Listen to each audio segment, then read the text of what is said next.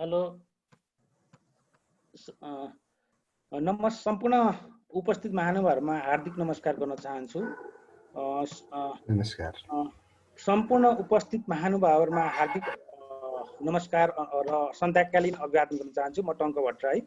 आजको program occupational exposure on SARS to COVID-19 risk and prevention practices नामक सेसनको लागि हामीहरू तयारी भइसकेका छौँ र हामीहरूकोमा अराउन्ड 50 पार्टिसिपेन्टहरू जुन भित्र इन्टर गरिसक्नु भएको छ र आजको प्रोग्रामको सेसन हामीले विशेष गरेर occupational safety and health professional Nepal, human capital development professional Nepal र फार वेस्ट रोड सेफ्टी नेटवर्कको संयुक्त आयोजनामा चाहिँ यो प्रोग्राम सञ्चालन गरेका छौँ र हामीले सेसनलाई विशेष गरेर चाहिँ एउटा मोडरेसनको पक्ष र एउटा की नोट स्पिकरको पक्ष र त्यस पछाडि तपाईको एउटा सेसनलाई एउटा अन्त्यमा फाइनलाइज एउटा समराइज गर्नको लागि हामीले त्यो तीन किसिमले क्याटेगोरी गरेर चाहिँ आजको सेसन सञ्चालन हुन्छ।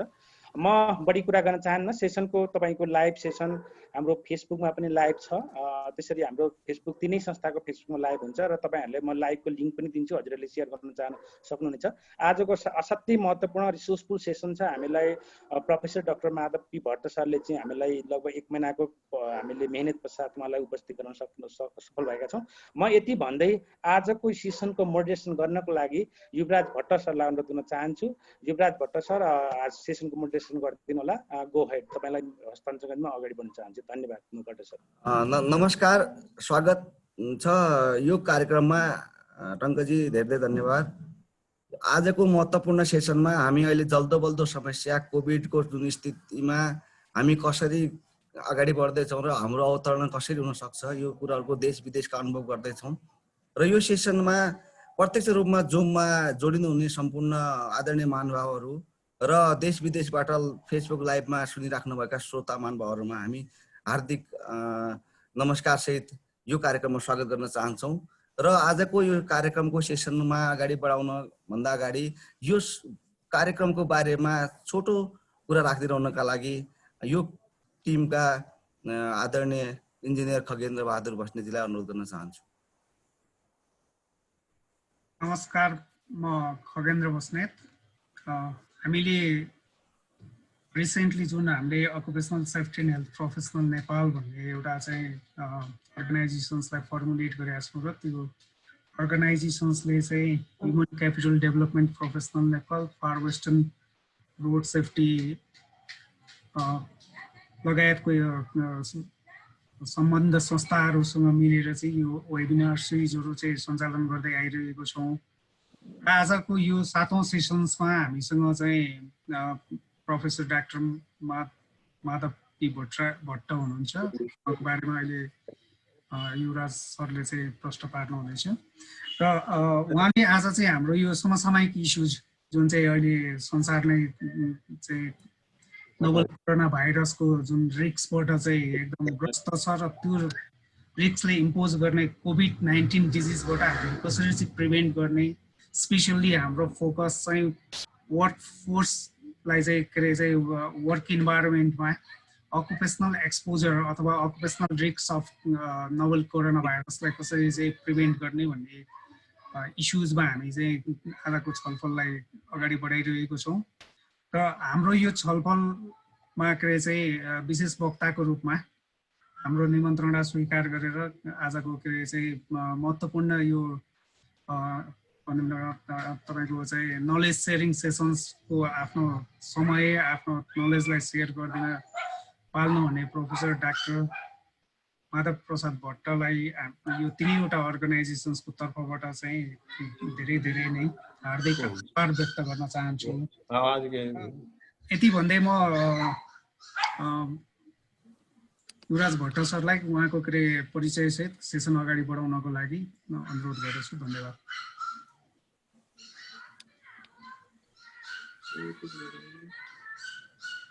भट्टजी, युवराज सर।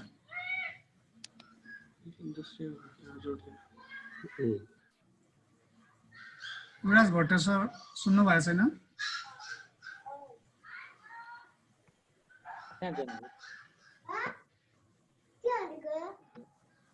युवराज सरको एन्डमा कुनै टेक्निकल प्रब्लम भयो जस्तो छ।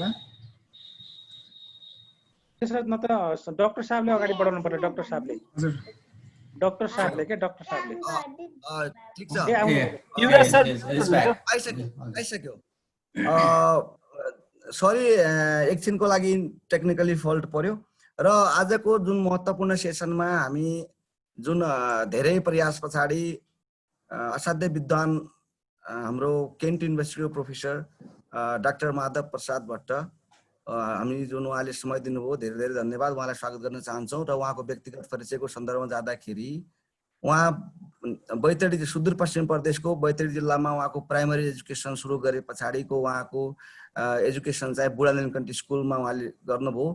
ओ लेभलको एजुकेसन समाप्ति पछाडि उहाँ अमेरिकामा फर्दर एजुकेसन गर्नुभयो र त्यहीँबाट अमेरिकाबाटै उहाँले उच्च अध्ययन गरे पछाडि विभिन्न विश्वविद्यालयहरूमा उहाँले पढाउने क्रम गर्दा गर्दै अहिले केन्ट युनिभर्सिटीको प्रोफेसर पोजिसनमा हुनुहुन्छ र उहाँको पोजिसनमा महत्त्वपूर्ण चाहिँ एपिडेमियोलोजी एन्ड ग्लोबल हेल्थ र जहाँ अकुपेसनल हेल्थ एन्ड सेफ्टीको बहुत महत्त्वपूर्ण स्थान रहेको छ।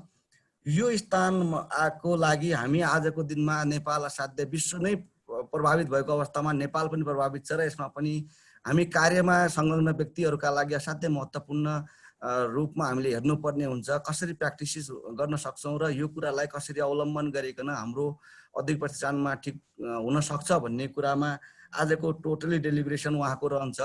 र उहाँको प्रस्तुति पछाडि हामीले करिब आधा घन्टाको सेसनमा डिस्कसन, लाइभली डिस्कसन हुन्छन् र यहाँहरूलाई निवेदन गर्न चाहन्छौँ च्याट बक्समा आफ्नो प्रश्न पहिला नै बरु राखिदिनु भए पनि हुन्छ, इन बिट्विन सोध्नुपर्ने। हामी एउटा सिलसिलेवार प्रश्नसँग एड्रेस गर्नेछौँ र त्यस पछाडि हाम्रो होल सेसनको बारेमा फिडब्याक सहित आफ्नो कम्प्लिमेन्ट्री कुराहरू राखेर प्रोफेसर डाक्टर सुनिल कुमार जोशी सरले चाहिँ कन्क्लुड गर्नुहुनेछ भन्ने जानकारी म यहाँलाई निवेदन गर्न चाहन्छु। र यो फ्लोर अब म प्रोफेसर डाक्टर माधव प्रसाद भट्ट उहाँलाई ह्यान्डओभर गर्न चाहन्छु आफ्नो प्रस्तुतिको लागि। धेरै धेरै धन्यवाद यहाँहरू जुन उपस्थिति भएर उहाँहरूको अन्तर्क्रियामा भाग लिइदिनुहुन्छ भन्ने पूर्ण अभिलाषा साथ मैले ह्यान्डओभर गरेँ। Doctor professor Bhatt. हजुर हजुर ओके, धन्यवाद सबैलाई। धन्यवाद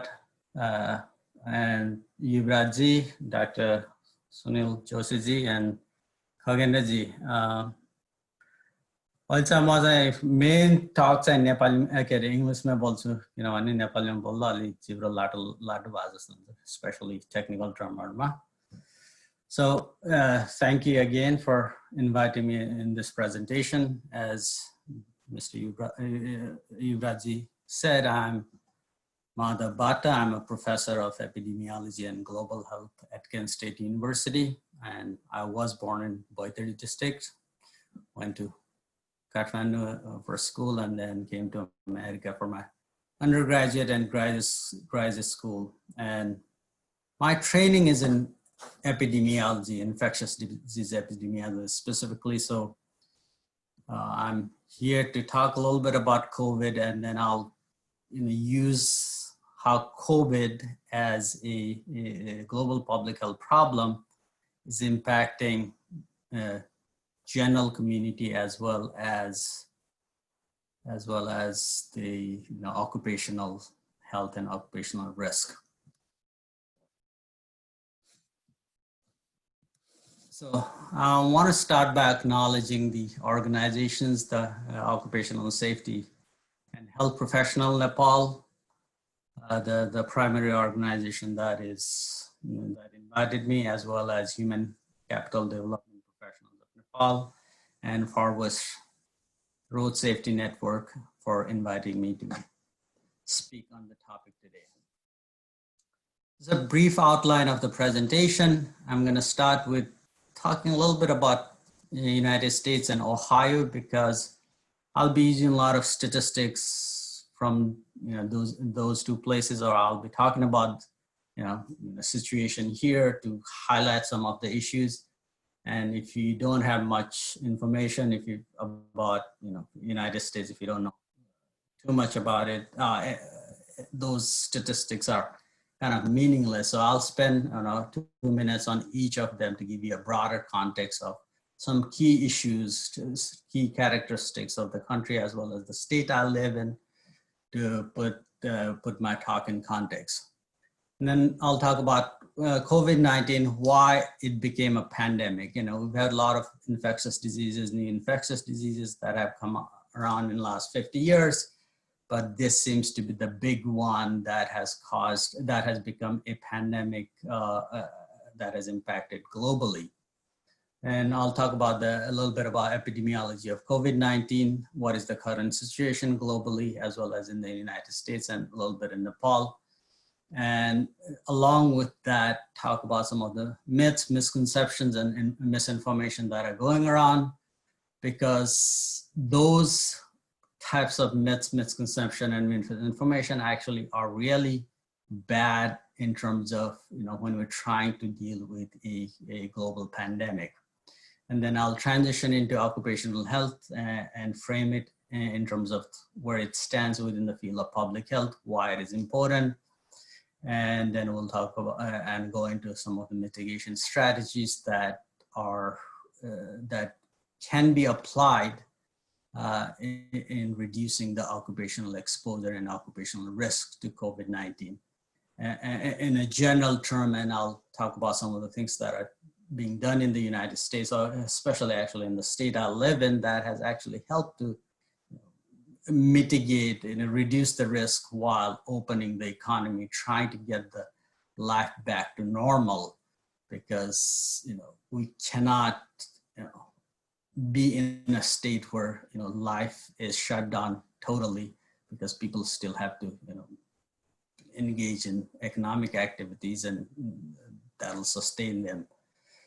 And then we'll open to discussion, and we can talk about how some of these principles could be applied to in the context of Nepal, when Nepal is trying to open as businesses and schools, and so that'll be the general framework of my presentation.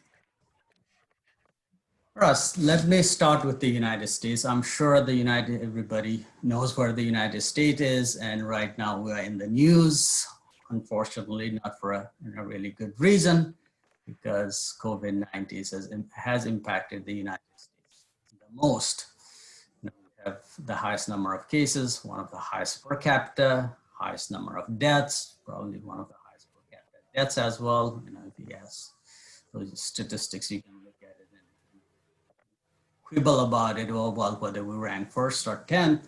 It doesn't matter when you have 190,000 plus people dead, and 6-7 million people who are confirmed cases. United States in a bad shape. But when we talk about the United States, it's a big country. We have 330 million people. If you compare that with Nepal, Nepal has about 30 million people. So the population of the United States is 10 times Nepal, and it's a large country. We almost cover half the continent, about 10 million kilometers square. That is the size of the United States is about 66 times the size of Nepal. But because it's a large country and we have a lot of land mass, the population density is, overall population density is a third of Nepal, 36 people per kilometer square, versus Nepal has about 196. Having said that, this map that you're seeing on here it shows you what the population density in the United States looks like. And most people in the US actually live in coastal areas. In the East Coast, you have New York, Philadelphia, Washington, DC, Boston. This is the Northeast Corridor. And you have the large cities in the Midwest. Cleveland is near where I live, in Ohio, Detroit, Chicago, and the Midwest. Then you have some southern cities, Miami down in Florida. In the West Coast, you have Los Angeles, San Francisco, Seattle, and so on and so forth. And Dallas, Texas, a lot of Nepalis live there, right here in the South, and Houston. And about 80% of, I believe, about 60 million people in the United States live in rural areas, and that's rest live in more of a, what do you call it, urban and suburban areas. And that's important for, in terms of the communicable diseases. You know, diseases tend to transmit in highly densely populated area, but as you'll see later, the COVID-19 actually has taken over the entire country. Even the rural areas, actually, the risk is fairly, it's similar to what is seen in urban areas. So the United States has a federal system. Nepal has a federal system too, but the federal system in the United States is fairly developed in that we have 50 states where the political power and responsibilities for most things lies within the states. So the governor, the elected governor, and the legislative bodies actually are responsible for most of the things that happen in the United States. And why is that important? Because I get this question a lot when I talk to people in Nepal with my friends, and they says, well, one of your federal officials said X, Y, and Z. What do you think? They're going to shut down the country versus not? That's not how actually things work. If you think about in the United States, the president actually does not have a power to shut down anything. It's the state governors that have actually power. And why is that important? Well, because although it's each state is responsible for health of the population, but the movement of people, I can go to another state without any roadblocks, so there's a lot of movement of people. So unless there's a coordinated effort between 50 governors of country, then the mitigation effort that happened in one state may be limited by what happens to the next state. So, but then how does the federal government play a role in it? Well, federal government is fairly powerful in terms of the resources and funding. So they can actually pull with the right leadership, you can actually coordinate the national response and get everybody on board. And the US is a fairly rich country as number one economy, and spend a lot of money on the health. And obviously that does not seem to have done too well for us in terms of our ability, the way the United States has responded to the pandemics. So for a lot of reasons, both political as well as a lot of other reasons, the United States actually is in a bad shape in terms of the COVID-19 pandemic. And I live in Ohio, which is the Midwestern state, which has a population about 11.6 million, 1/3 of the population of the in Nepal. And it's slightly smaller than about 80% of Nepal's landmass, with 1,000 square kilometer of surface area. So it's about 80% of, about 20% smaller than Nepal. And the population density is actually half of what is seen in Nepal. And we have 3 large population centers in Northeast Ohio, where I live. We have Cleveland, Akron, and then we have Columbus and Cincinnati. So there's a corridor, and rest of the state is fairly rural. And we have 88 counties. If you compare the size of Nepal to the size of Ohio, the counties would be equivalent to a district in Nepal, and we have 88 of them. And even as I talked about earlier, the federal system, and within federal systems, each state has a unique system of how they govern themselves. And in Ohio, we like to call, we are a state where a home rule state. What does that mean? That basically means the local entities, local municipalities or counties actually have a large responsibility. They have the primary responsibility for a lot of things, including health. And why is that important? Because that's important. Even the governor may want to do something in a state, but at the end of the day, it is at the local level that the local health officials have to implement those things. Government can recommend, but it's the local entities that have to do those things.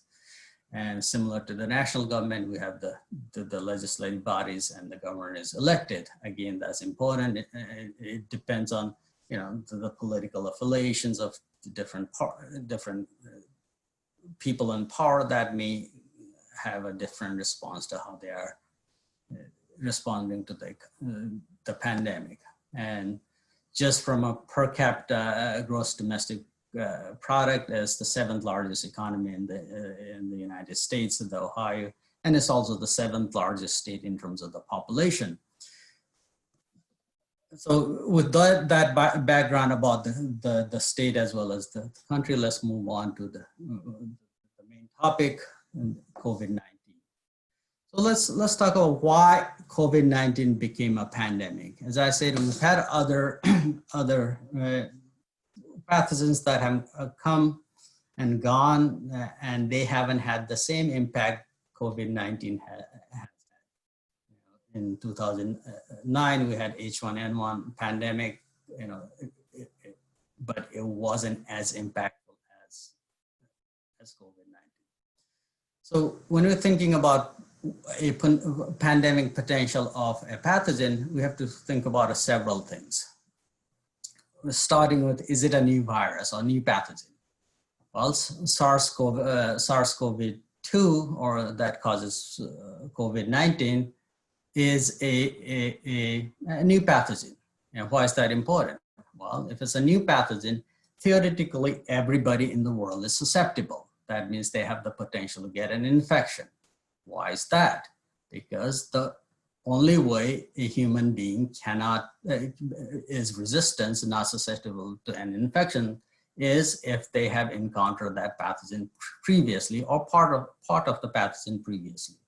So if it is a totally new virus or new pathogen, then theoretically everybody is susceptible because nobody has had that infection before. And obviously because it's a new pathogen, we don't have a vaccine for it, so we cannot vaccinate people to make them immune to the pathogen. With COVID-19, it is highly transmissible. So the other thing you have a new pathogen, but then is it highly transmissible? Can it spread really easily? Well, COVID-19 seems to have that characteristics. It's a respiratory infection, so you know it is transmitted through droplet infections, droplets, you know, from nose and mouth, as well as there's evidence now there's an aerosol transmission, where the difference between the two being in a droplet transmission, you're literally, you know, projecting droplets from your nose and mouth through actions like coughing and sneezing or speaking, and those droplets travel fairly short distance from you and infect, land on the next person, the person close to you within 3 feet or 6 feet. But if it's an aerosol transmission, then these droplets actually are small enough droplets can flow through the air containing the virus and move across the room, 12, 15, 16 feet, depending on what kind of environment that is. You know, if it's a closed environment, and potentially infect somebody at the other end of the room. So SARS seems to have a high transmissibility. And in epidemiology, there's a term that we use, basic reproduction number. You know, that's basically saying how many people an infected person can transmit the virus, the pathogen, in a totally susceptible population. So if I'm infected, if I can transmit to one more person, the transmissions chain will continue, and you know, the epidemic will sustain. If it's more than one, if I can do 2 or 3 more, higher the number, higher the probability, the faster the epidemic will grow. With COVID-19, with SARS-CoV-2, it's about between 2 and 3. So one infected person spreads to 2 or 3 other people, so the pandemic continues, the transmission continues. It's not enough to have a pathogen that is highly transmissible. If it's transmissible, it transmits, it gets into people, it causes infection, but it doesn't cause disease or pathology. It's not highly pathogenic. It does not have the ability to produce a clinical disease, then yeah, big deal. If it spreads really easily, that's fine. If it doesn't cause any disease, then the impact is not going to be bad. With COVID-19, yeah, it is pathogenic. It is able to produce clinical disease to the point, in a lot of people, it is highly virulent. I mean, the clinical disease is really severe, and it actually can be fatal to a significant proportion of the population. There's a lot of debate on, what is the fatality rate. I'll talk about that a little bit later, but it is large, significant enough to cause a lot of deaths. So combination of these factors has the SARS Cov-2 actually have all of these factors together to produce to be a pathogen of capable causing pandemic. And with the world, the way the world is, we are able to travel all across the world. There's a lot of movement of people in a short period of time. The virus has been able to spread to practically every country in the world in a fairly short amount of time. So thus we have a viral pandemic that we have been actually worried about for a long time. And it is here, and it has impacted everybody in the world. Depending on where you are, the impact may be more or less for now. And if things don't change, it's going to impact significantly every country. So just as an example of how fast the epidemic grew in the United States and why it is bad is this study was just published 2 days ago. It looked at when and how the virus transmitted from Wuhan, China to Europe and the United States. And in the United States, there are two pathways which the virus came to the US. One is through west coast of the United States, as you look from China, and that happened in early February and impacted Seattle, Washington and state and Seattle area. But because the public health system was able to recognize this early, and they actually did take mitigation effort earlier. And the epidemic in Seattle actually and Washington overall is a lot in a better shape than what happened in New York. As opposed to in the east coast of the United States, the virus actually came through Italy. The virus went from China to northern Italy, Lombardy region, probably because there's a lot of tourism, there's a lot of movement of people from China to, if you've been to that part of the SPAC, Milan and all that area, there are a lot of people that travel to Italy for tourism. In fact, I think it's about 35 million people a year travel to Italy for tourism, and they come from all over the world, including Asia, China. So it went to Italy, impacted there. They had a high seeding. That means a lot of people with infection came in at once, and the virus spread because nobody was paying attention, aware of it. And from Italy, actually, it came to the eastern part of the United States, New York, from Italy and Europe, and spread in the United States. And if I have to, I haven't come across a study about how the epidemic spread to India, but if I have to make an educated estimate, probably a lot of the viral seeding in India probably came from the US, because there's a lot of movement of people from the US to India, including, obviously large cities as well as Gujarat. And Brazil, a lot of that went from a lot of people vacationing during the winters in Switzerland, and Italian Alps came back from Brazil, brought the virus back with them, and then it spread into there. And everywhere else in the world, with the movement of people, it is slowly and surely it is moving across the world. So as of today, or as of yesterday, if you look at the globally, the known confirmed cases are about 29 million people, 26 or 27 million people, and every day we're seeing about 200 to 150,000 new cases. And as you can see, Asia, driven by India, has on the highest rates, daily rates, as well as overall.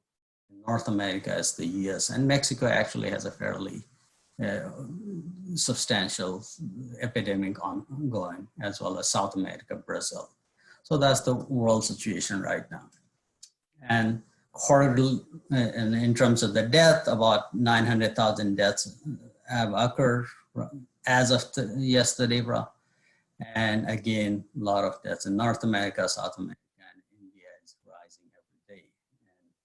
And the number of deaths initially was high in Europe. As you see, the blue color in the charts was high, and then that has actually declined, and now it's the India and the United States is still high. We have about 1,000 cases a day, 1,000 deaths a day. And we're seeing right now about 40,000 cases a day.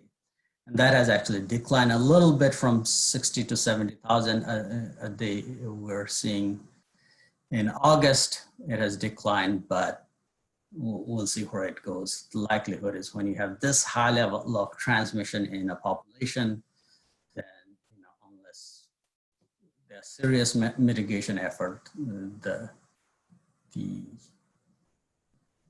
fear it's gonna continue going up. And these are two kind of charts where I put the point of the two charts is, if you look at how the epidemic in the United has spread by different states, obviously larger the state population, there's a high degree of correlation between how big a population in a state compared with the number of cases. Obviously that's given. In California, we have 40 million people live in California, and they have about 600 to 700,000 cases right now, versus Vermont and Wyoming, which is one of the smallest states, where we have 500,000 people in a state, and their cases are in a few thousands. So that's given. But if you look at the cumulative incidence, that's when you normalize the number of cases versus the population, then there's actually, every state, there's no correlation between the size of the state or the population density of the state and the incidence or the risk of somebody getting the disease during this pandemic. So there's actually no correlation. So even the thinly populated states like South Dakota, North Dakota have the same rate of infection, even higher than really highly densely populated or large states like California, or highly densely populated states like New York and New Jersey. And the reason is, in the beginning of the epidemic, in the United States, the virus was in large metropolitan areas in the East Coast and some in the West Coast. And then slowly it moved to the interior of the country. And in these large metropolitan areas, because of the mitigation effort that went from sort of a stay-at-home orders or lockdown to mask, and the epidemic actually at this point has subsided in these. If you look at New York, New Jersey, they actually have the lowest incidence, or one of the lowest incidence of disease right now at present, versus if you look at some of the really interior states like North Dakota, South Dakota, they have one of the highest on a per capita basis. In the state of Ohio, where I lived, and let me come out and say, we actually have a really good leadership, political leadership.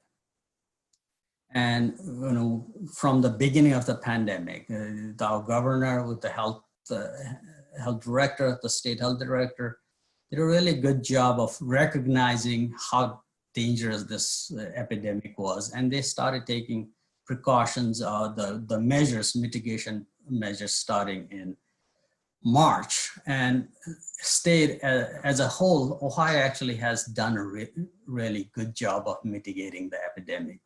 Although we have 130,000 or 135,000 overall cases, but that's compared to the size of the population, we are actually ranked about 22 to 23 on the overall number of cases. Per capita basis, we're actually 38 or 39th. So there are a lot of states that are, I mean, we're basically saying, higher the number, better you're doing. So, 38 out of 50 states is really good. And our epidemic has fairly constant. It went up, then in the spring, sort of stabilized for about 400 cases a day. And then during the summer, it went up to 1,300 cases a day. And it is sort of is where we are, about 1,000 cases a day per 11.6 million people.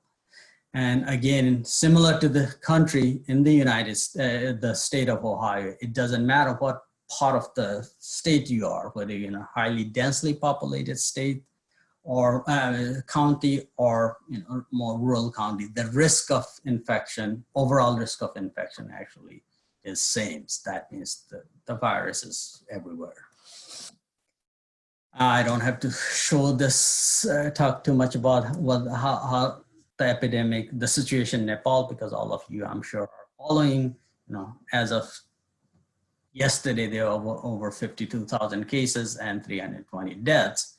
And if you look at the Nepal's curve, it's kind of interesting. In June, when there were about 500, 600 cases a day, the June increase was solely on the migrant population. They were testing in these quarantine centers, and my argument was not all of them cases actually happened when they were in India. A lot of those cases actually were transmitted within the quarantine facilities. And if you look at the data in June or May, Nepal actually had a higher per capita risk of infection than India or some of the largest states and largest cities, most affected cities in India. And why is that? Because a lot of the transmission was actually happening in quarantine center. So that went down, and now that the community transmission actually in Nepal is just beginning. So my thought on this is that the epidemic in Nepal is just starting, and it'll continue to grow unless there's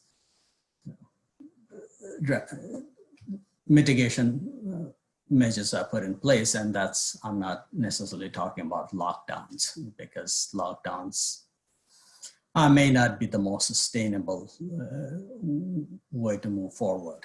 And these are only globally, and in Nepal, the cases you are seeing are basically the ones that are confirmed. For every one case that is probably confirmed, there are probably anywhere between 5 to 10 cases that are circulating in the population. So that's the global picture of COVID. And just to say that the situation it's a fairly dire situation. The pandemic is raging, it's not going down, and it'll continue to go up because in terms of our ability to control it.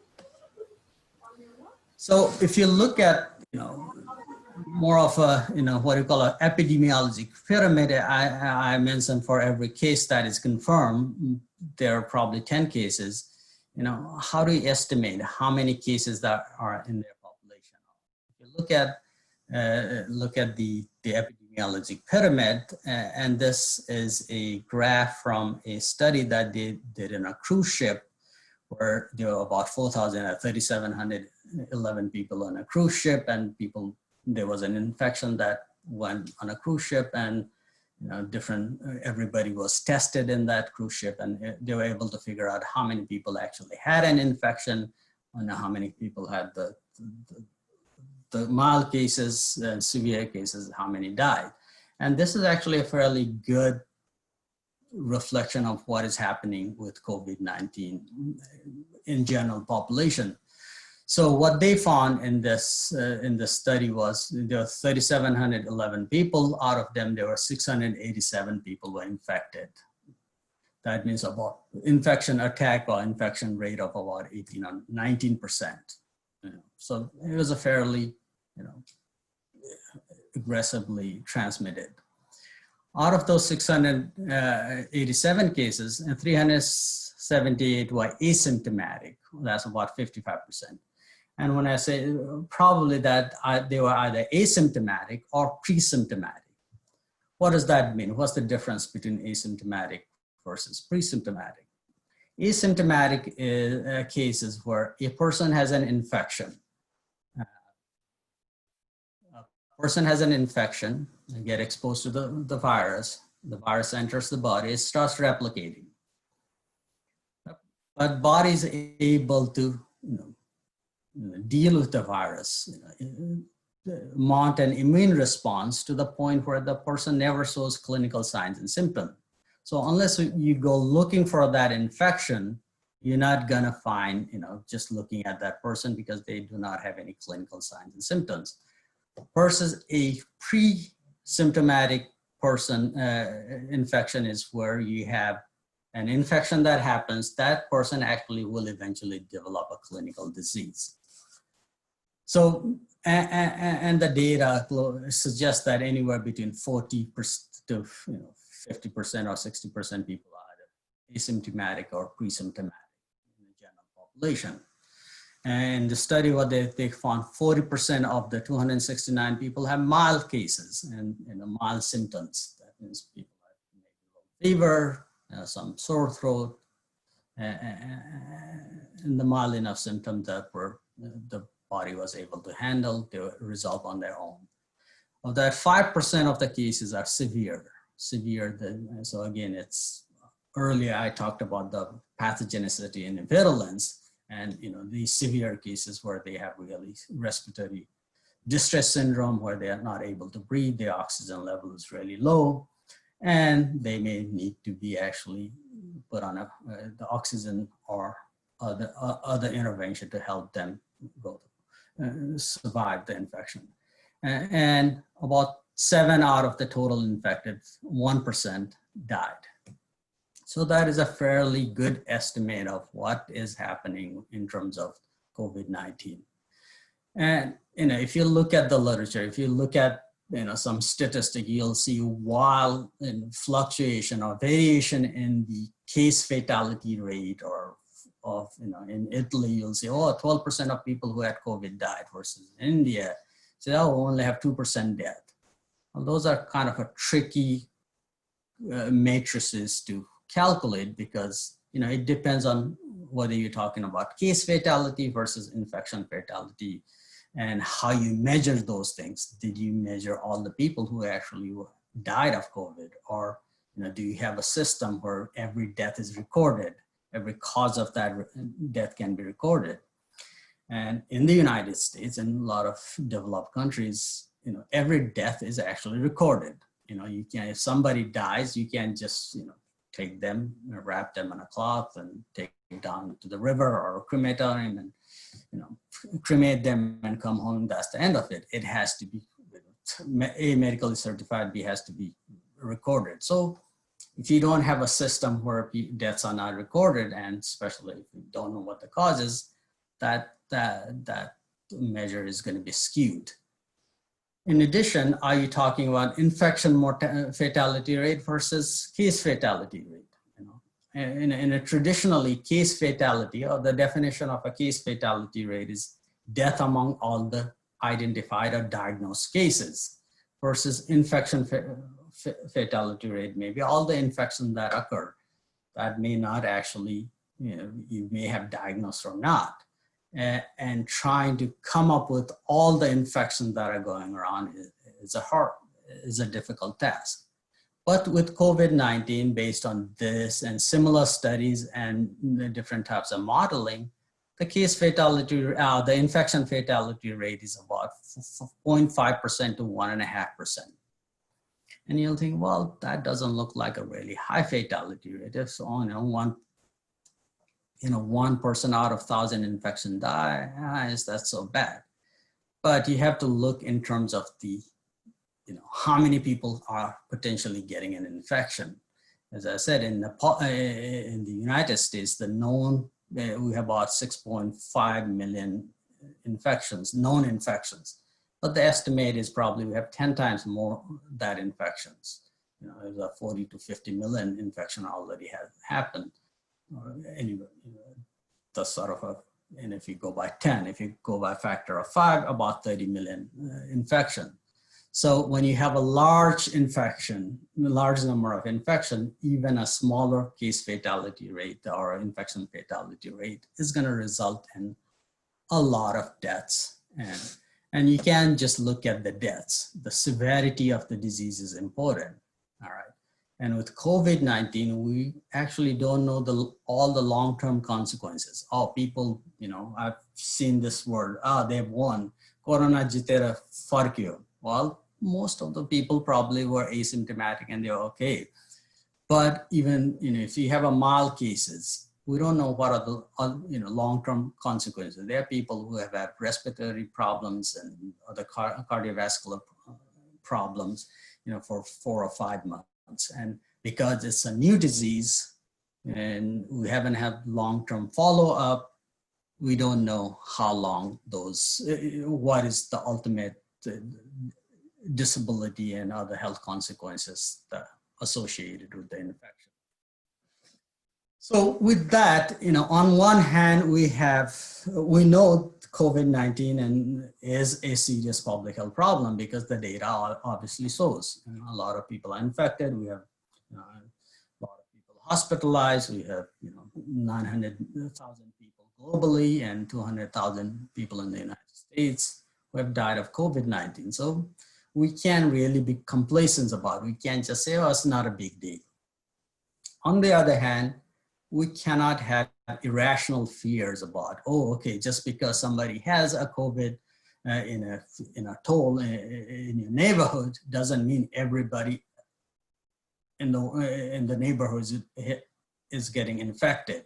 So you can't have an irrational fear because those irrational fear leads to irrational actions, stigma, and both of these end of the spectrum are going to cause a lot of myths, misconception, misinformation, and a lot of conspiracy theories and stigma attached to the disease.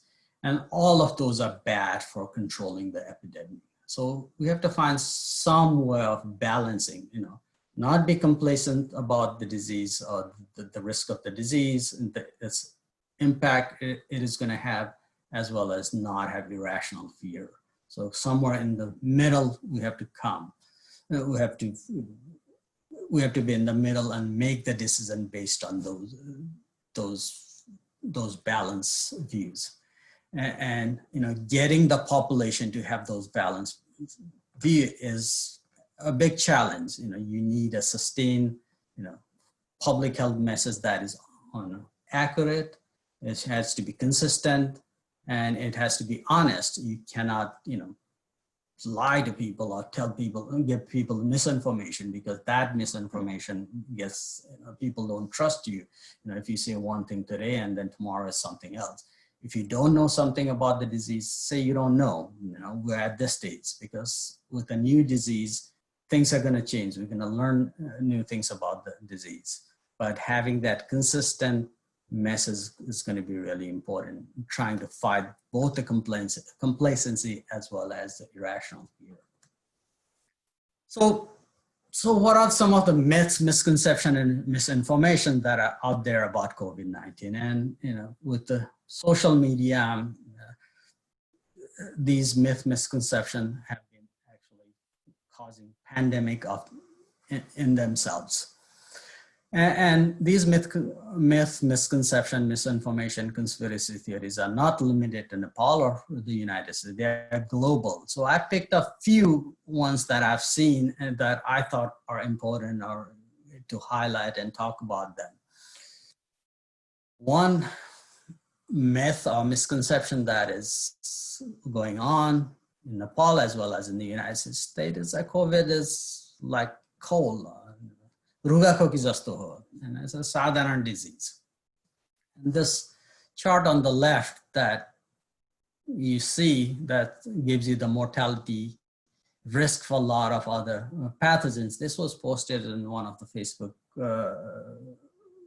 posts, and one of my friends posted it, and one of my other friends sort of invoked my name, say, hey, do you have a comment on this?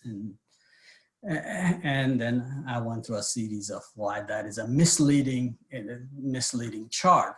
And if you listen to some of those people who are talking about, oh yes, sadharan rugakoki jasto, if you look at these people don't seem to understand the first difference between a common cold, what we call common cold, rugakoki. I'm going to translate that as rugakoki in Nepal, and the flu, seasonal flu, influenza. I don't know what Nepal mein ke bhancha त्यसलाई.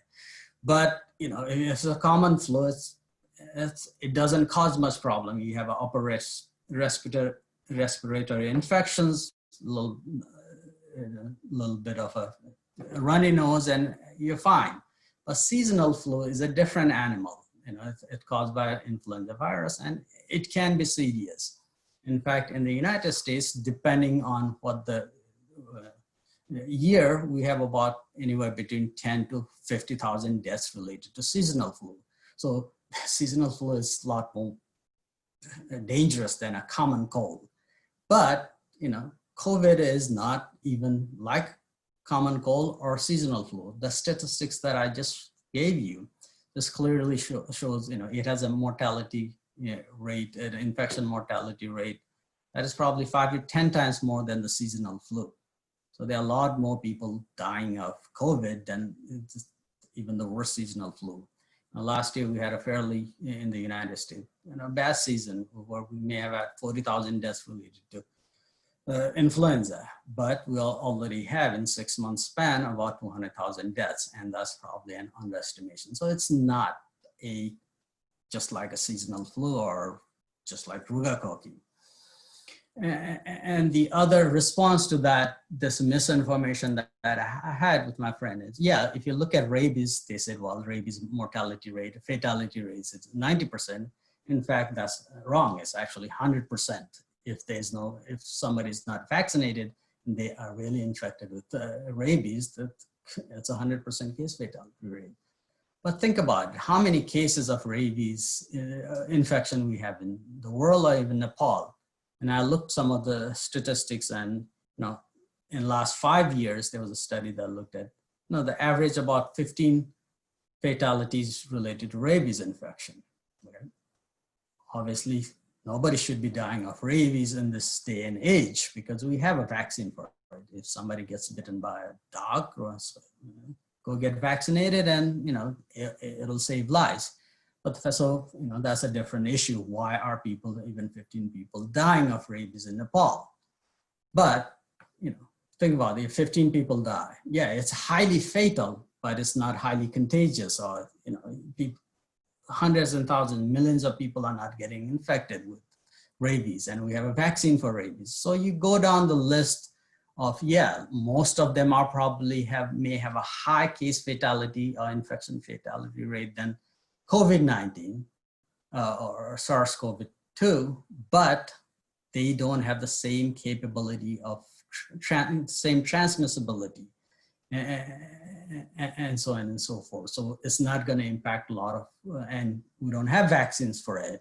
For a lot of the diseases on this list, we have all the tools, public health tools, to actually, mitigate those.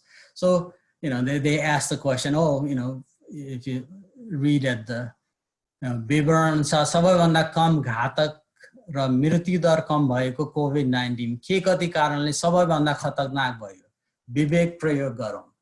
I don't think this post was put there to say, well, let's be rational about it.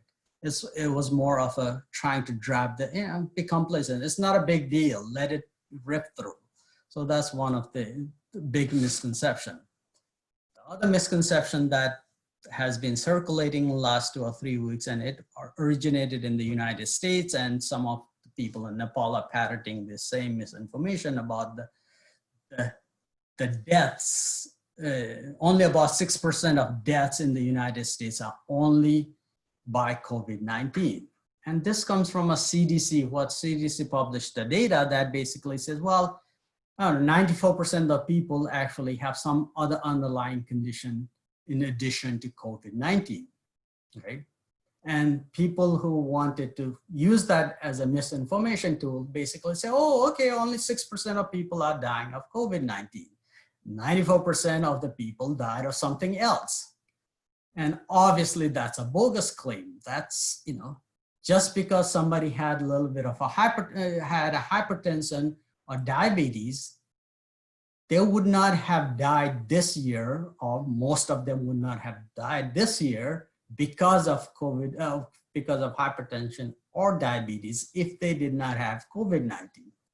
And so it's a bogus claim, but it sounds really good to say, oh, only 6% of the people who died of COVID in the United States or said they died of COVID actually died of COVID. So and in fact, another analogy I can give is, you know, if you think about HIV/AIDS, you know, a lot of people, more people who died of HIV/AIDS actually don't die of HIV/AIDS in a way. If you have an HIV/AIDS infection, then, you know, your immune system is shot. You know, the virus attacks the immune system. And when you have infection with something else, or pre-existing infection like TB, then you probably die of TB. But, you know, in that case, do you only say they died of TB, or do you say, you know, HIV infection?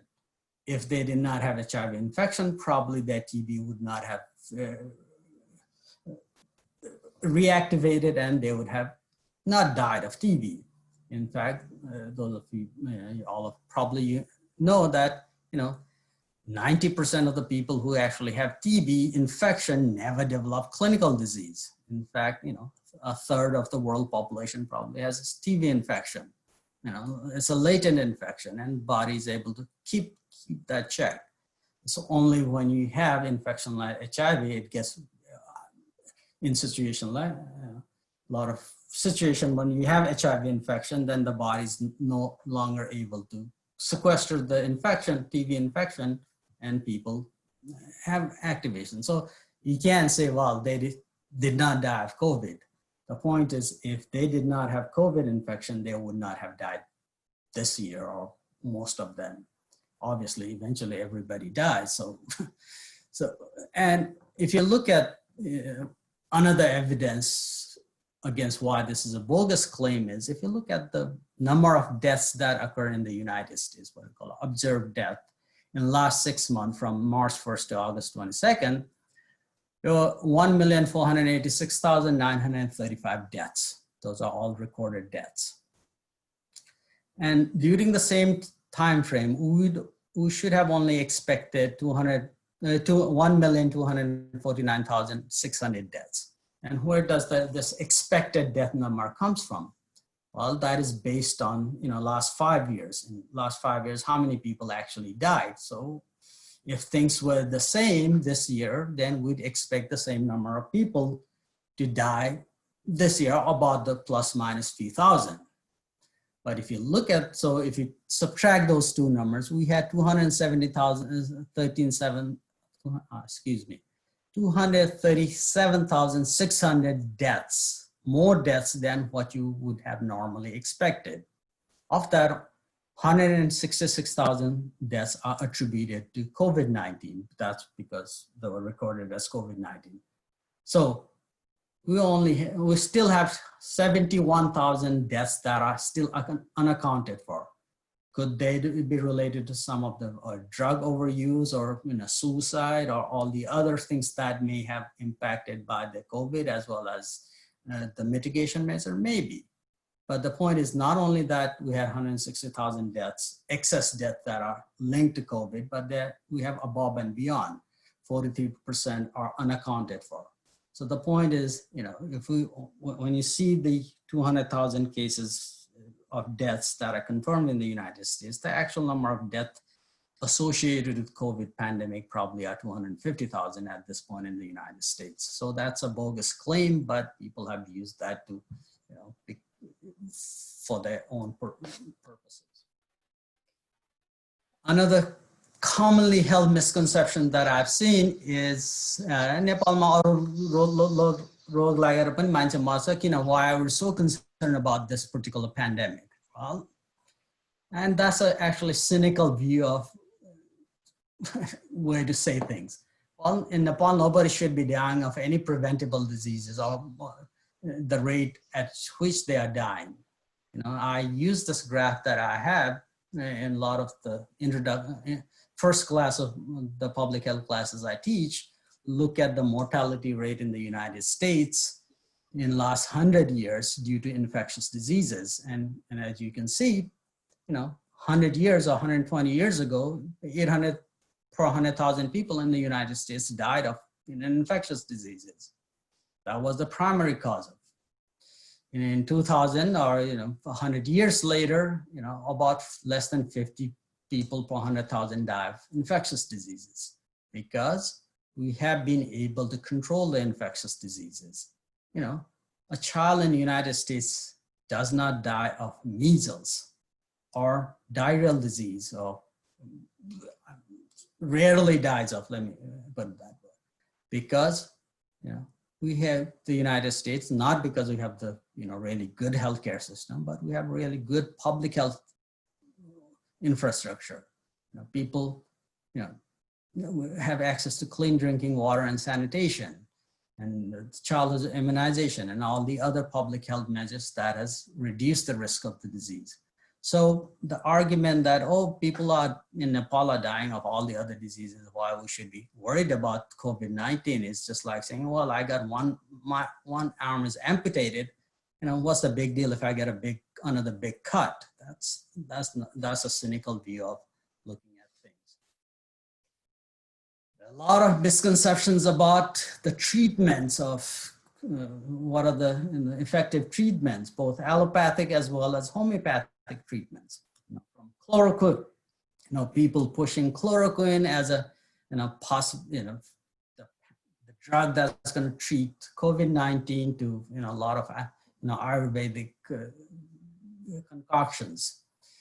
Right now, the only fairly a little bit effective, there are a couple of remdesivir as well as dexamethasone, one of are the two drugs that actually seem to have some effect. They're not really highly effective, but they have some effectiveness in treating COVID-19. Other than that, everything is basically either at an experimental state or they have not shown to be effective yet. Even the plasma therapy, there was a study, clinical trial that was published from India, or it was in a preprint that came out that looked at the effectiveness of plasma therapy and reducing mortality. It wasn't shown to be effective. Obviously, we need to do more clinical trials and figure out if it does work or not. But there are a lot of I've seen on YouTube and on the internet a lot of different types of immune boosting vaccines and potions that are claimed that different Ayurvedic as well as a lot of as well as allopathic medicine that are used as a promoted as a successful treatment. And that actually takes away from the real work that needs to be done in trying to figure out what is the most effective treatment that we can come up with this disease. And there are a lot of misconceptions about Nepal's abilities to fight off the infection because we grew up in the mountains and have fresh airs and fresh food, and maybe that comes because in the beginning of the epidemic it happened in the Western world, and there were a lot of people dying. And in the Western world, I'm sure you all know, there's a lot of junk food. People are eating junk food. There's obesity. There are a lot of underlying conditions that maybe, and then looked at Nepal and a lot of developing countries, they did not see a lot of people dying, probably because the epidemic hadn't reached there, or many other reasons, didn't see high mortality rate, and they said, oh, maybe these are some of the things that are helping us. Well, that has to be, look, I mean, those are sort of a misconception and claims. And maybe, there's something to it. Nepal may have a lower mortality rate than some of the Western countries because we have a younger population, but there's no reason to believe the ability, we have a higher level of immunity. There's no evidence to suggest that. But, so that should not take away from trying to prevent the infection in the population. And the final misconception that is going around in the United States and in a lot of other places is this whole concept of herd immunity. That's basically saying, why are we going through all these efforts to try to mitigate, because it's causing a lot of problems with economic and all the other hardships. Why don't we let the virus spread in a population, and if enough people are infected and immune, then the virus will stop. This idea is called herd immunity. And again, there's a lot of this promoted even at the highest level of the governments and even lay public. But this trying to think about a herd, deal with a pandemic using a herd immunity concept is basically, it comes out of, I posted this is the quote I had, was it's basically comes out of ignorance, not knowing about what herd immunity is and how you achieve that herd immunity. Herd immunity as a concept is only used when you actually have a vaccine, because herd immunity as a concept is if you have enough proportion, a large enough proportion of the population immune or not susceptible, then the virus may not transmit or will reduce transmission in a community. And you have to ask the question, how are you gonna get that high level of immunity in a population? I talked about earlier, there are only two ways you can get, two ways to make somebody immune to a disease. Either you have a natural infection or you have a vaccine, okay? So we don't have a vaccine for COVID. So how else are you gonna get somebody immune to a disease? Well, they have to get infected. Well, if you want to get 70% of your population to get immune because of natural infection, then you have to calculate how much death and disease is that going to cause. So for COVID, the level of herd immunity that is required, maybe needed to achieve some level of control of the disease is estimated about 70%. Where does that number come from? Well, herd immunity concept is related to what you call a basic reproduction number I alluded earlier. So with COVID, basic reproduction number is about 3. That means one person infects 3 other people. So if the herd immunity is 1 minus 1 over basic reproduction number, 1 over 3 is 0.33. So 1 minus 0.33 is 0.67. That's 67 or 70%. So that basically saying you need herd immunity, 70% of your population to be immune. So if you let the virus in Nepal with 30 million people, let 70% get infected, that means about 21 million people have to be infected to achieve quote unquote herd immunity. And even if you take 0.6%, not even 1% fatality rate, infection mortality rate, then you would have 126,000 deaths to reach that level of herd immunity. Okay, so that's a lot of people who will die to potentially reach their herd immunity. And obviously death is not only the consequences of the infection. I showed you about 5% of the population is going to be really sick. That's about 1 million people would be really sick. Then if people are sick, what are they going to do? They're going to come and try to get some care, whether the care is available or not, whether the doctors and nurses are able to do anything with them, they're still going to come to your healthcare system.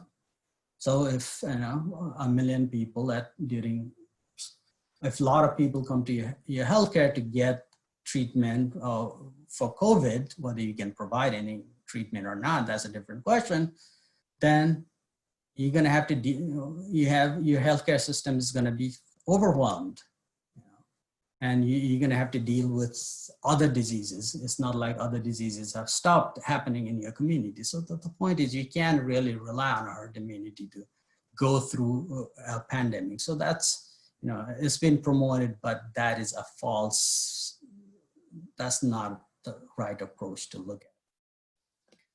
So another big, and because we're going to be talking about health, is the occupational risk, and one of the highest occupational risk obviously is the healthcare providers, because as we'll see, because they come in contact with potentially infected people and they have a high probability of getting infection. And because of a lot of misconceptions and myths, maybe people don't understand how the disease is transmitted and what is their own risk. There's a lot of misconception. There's a lot of stigma attached to people who may have been infected or not infected, or even a healthcare provider. If people in the community, they take care of COVID patients and they are really stigmatized. I've seen the pictures of, there's a doctor who lives in one of the neighborhoods on one atoll, and there were mass of people basically saying, why is that person living? Think about the stigma that it attached. And again, where does the stigma come from? It probably comes from ignorance, and probably is fueled by people who may have a different agenda. They're people stoking people's fear about the disease and what it is and what it is not. And that is really detrimental. Obviously, if you're a healthcare provider, you're taking care of people and you get stigmatized. But if there's stigma attached, even in the general public, if I'm positive, and I'm not gonna, I'm gonna go on and doing these things I normally do, because I don't want people to know I'm not gonna quarantine myself because people are gonna be suspicious about me. Now I'm gonna get stigmatized, and stigma is bad for public health and controlling diseases. So sorry, that was a long talk, but now we come to the main part, the occupational health, occupational risk of COVID-19.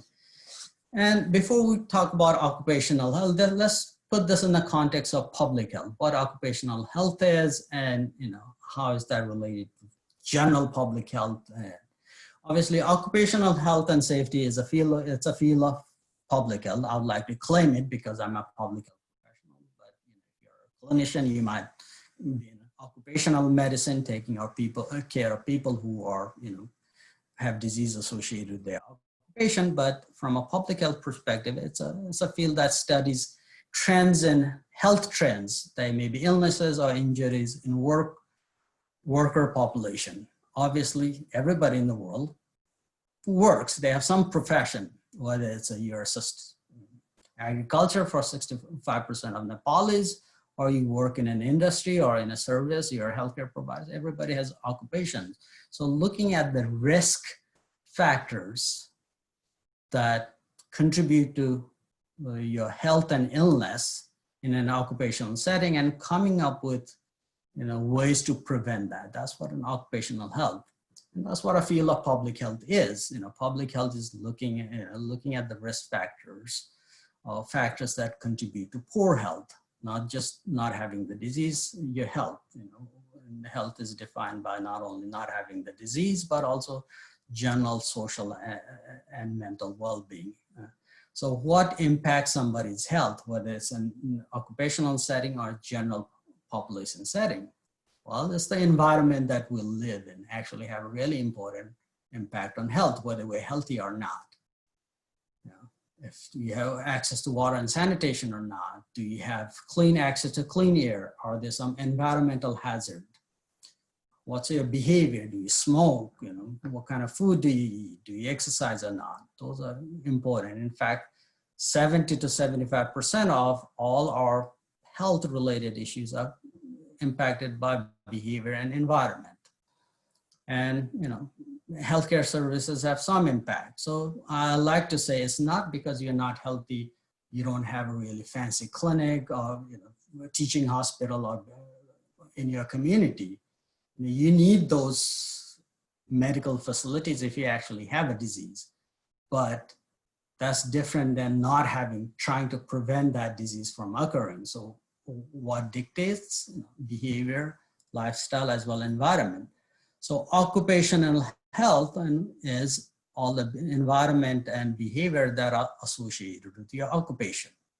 Whether you are a farmer and a woman in Nepal, up in the mountains where I grew up, you go, get fodder for your animals. We have a tree called vial. You go up a tree and you fall down and injure yourself. That's part of an occupational health. Or you work in an industry where exposed to some chemical. So that's the environment.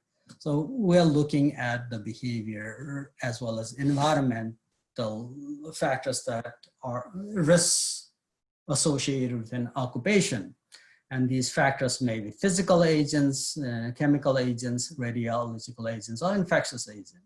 In a context of COVID-19, obviously, it's an exposure to the infectious agent in your workplace. And it's not, when you talk about depending on what the exposure is, or if you're talking about infectious agent, it's not only at the occupational setting. You're not just isolated. You go to work, you're going to get exposed, and then that's the end of it. The impact of that is going to feel in your family. So if you get exposed to, if you get COVID at work, then you may likely bring it to your home. Your family is susceptible. You may go into the community, and the transmission may occur in the community. Conversely, if you are in the community, you may acquire that infection in the community and then bring it to your workplace or family, or your family may be infected, get it from a community, transmit to you, and then you go to your workplace and spread to other people. So there's it's just not, we can't look at an infectious agent just in the context of the exposure, and its limitation is not within the workplace, but it has implication for your family's health as well as the community health. So let's look at the occupational risk of COVID-19. So what puts somebody at a higher or lower risk of COVID-19 disease in an occupational setting? Well, there are three things you have to look at. First is contact with other people. Obviously, COVID-19 or the SARS Cov-2 is an infectious agent. You have to come in contact with somebody who has an infection. So if you come in contact with a lot of people as part of your job, then your risk is going to be higher than if you sit in a room at your house and give online lectures. Like I'm a professor right now, that's what I'm doing. My risk is going to be low.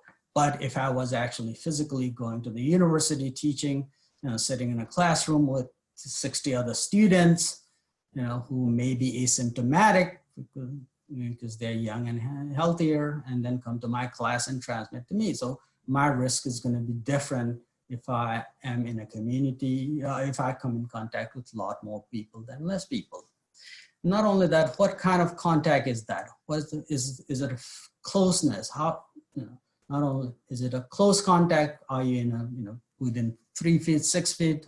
The proximity of that contact is going to be important. If I'm walking down the road and somebody has an infection, and just because I passed them for 15 seconds of a minute, I'm not going to get an infection. But if I'm in a room, sitting in a room with somebody potentially infected, for an hour, my risk goes up. So you may have heard, there's a minimum of 15-minute contact with a person at a close distance, but you had a lot higher risk than an incidental contact. Obviously, the third component is what is the exposure to the disease and infection? The people you come in contact with, are they at a high risk of infection? Are you taking care of a COVID positive patient, or is it just an incidental in a general population that you're coming in contact? So these are three things that you have to look at. based on those criteria, the Occupational Safety and Health Administration of the federal government in the United States came up with these the risk assessment for occupational exposure from a really low risk. I mean, they call lower risk because they are low or no risk. It's a lower risk where you have to take precautions, to medium risk, to high risk, to really very high risk. Low risk occupation were individuals who have minimal occupational contact with the public and other co-workers. So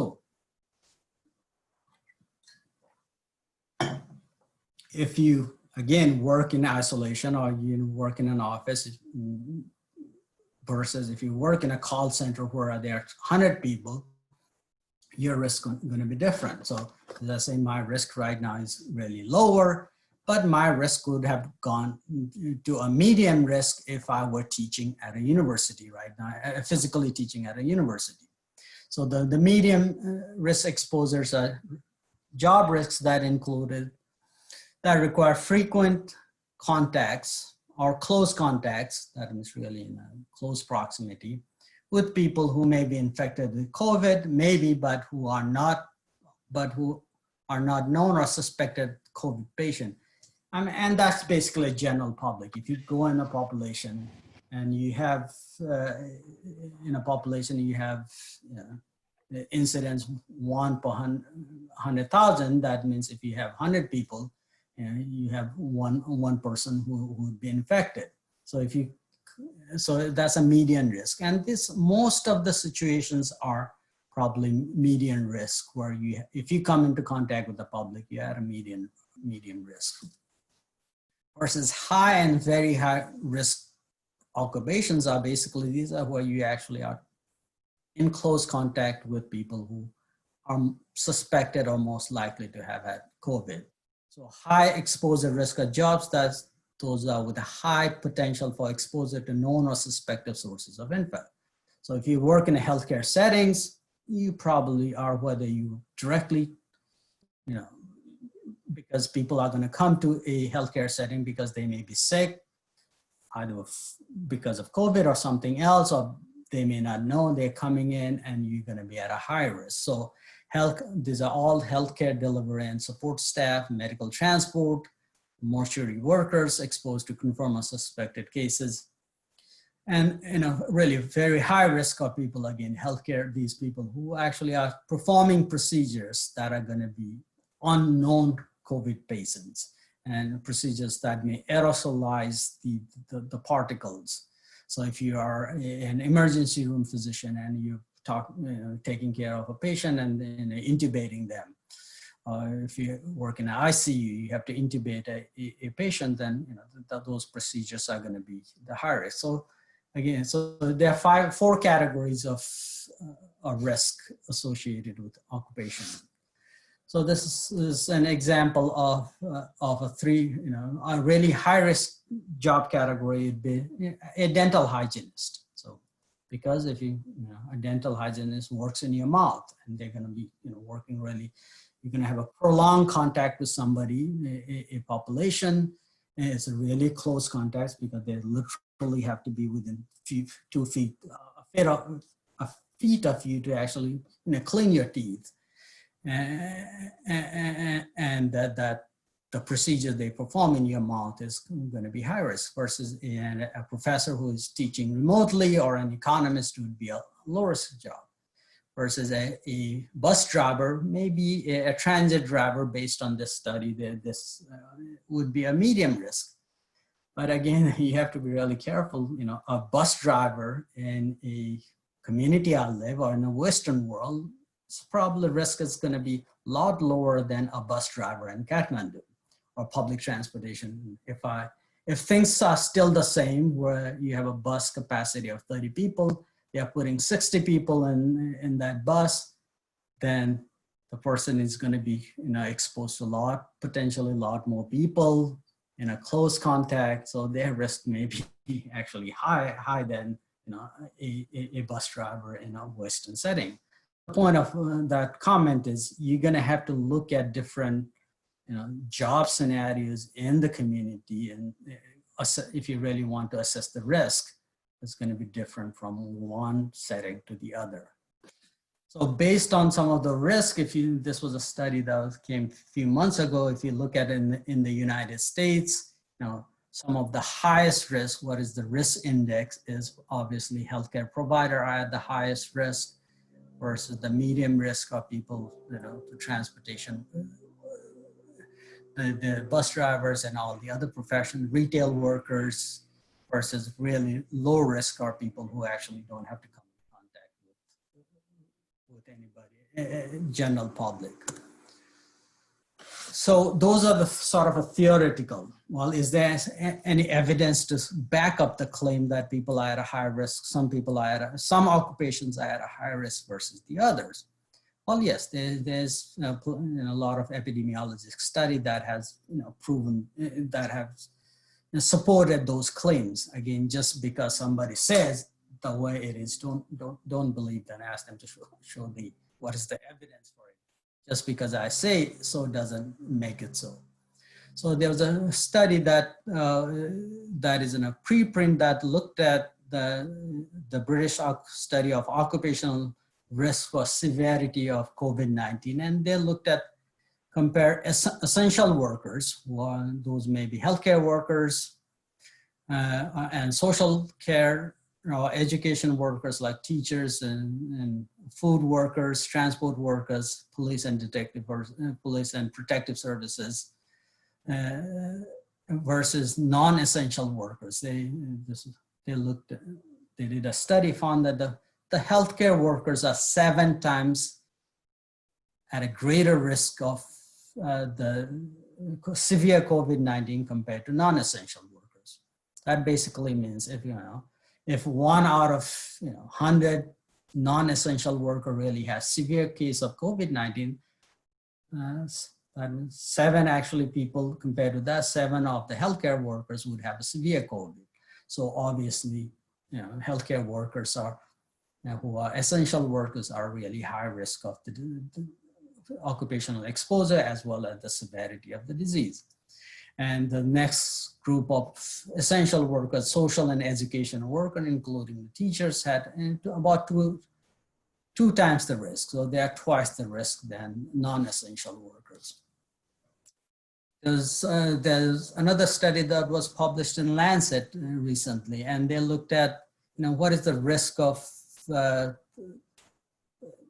COVID-19, infection of COVID-19 compared to the general population versus the healthcare frontline health workers.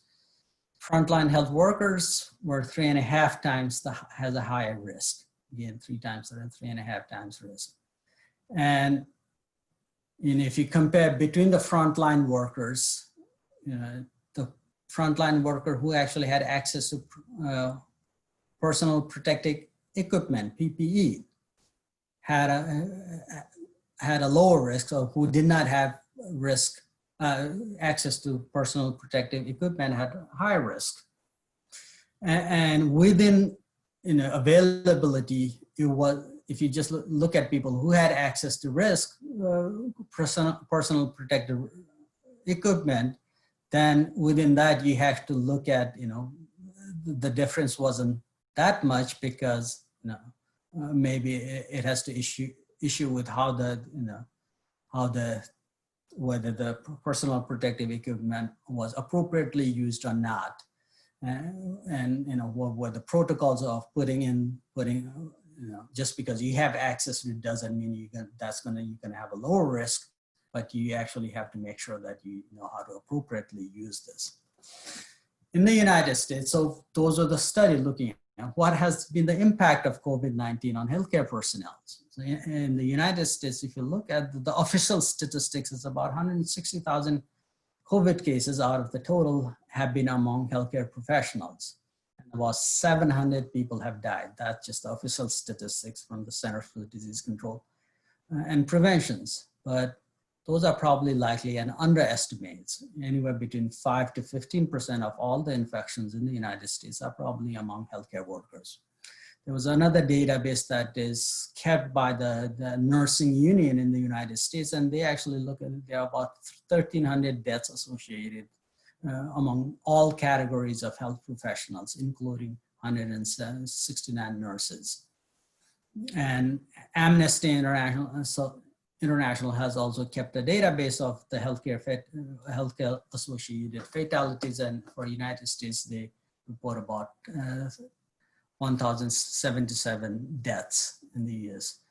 And there was a study that looked at 500 physician deaths in the United States that was associated with COVID-19, and they actually found 26% of all the physicians' deaths that occur due to COVID in the United States were among primary care physicians. You think, people who are working in ER and, all these, intensive care unit, healthcare professional, doctors would have a higher rate than a primary care physician. Primary care physician is, you get sick and you go. But the reason probably what they speculated is because unlike, the ER and those working in a hospital, where you have access to personal, or you use personal protective equipment, if you are a primary care physician, you probably are a healthcare provider, especially early in the epidemic, you actually did not have access, or you did not use personal protective equipment, as well as did not have mitigation measures in your setting. So you may have been, you're more likely to have been infected and then died of the infection. So that was a speculation of why the highest number was among the primary care physicians. If you look at globally, there's an estimate, WHO estimates there are about 10% of all COVID cases are among healthcare professionals. So those are the highest risk categories. Right? And Amnesty International, based on Amnesty International's report, there are about 7,000 deaths. Mexico has about 1,300 deaths, UK 700, Brazil, and there's a whole list. Every country that has a really ongoing high rate of epidemic has had fatalities among healthcare providers.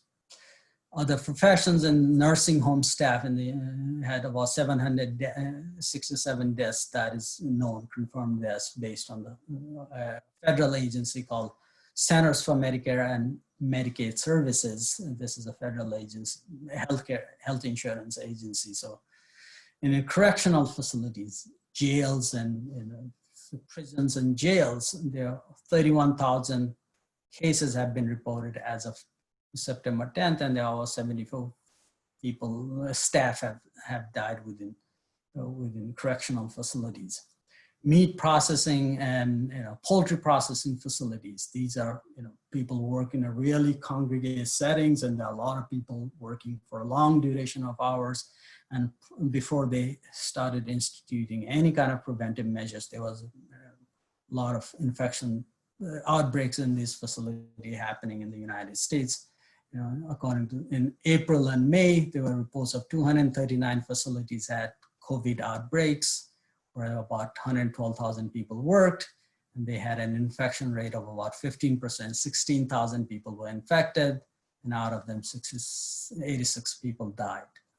And now that schools are opening back up, there are reports of infections and fatalities among teachers. In the latest report I saw, there were about 6 teachers died in the United States.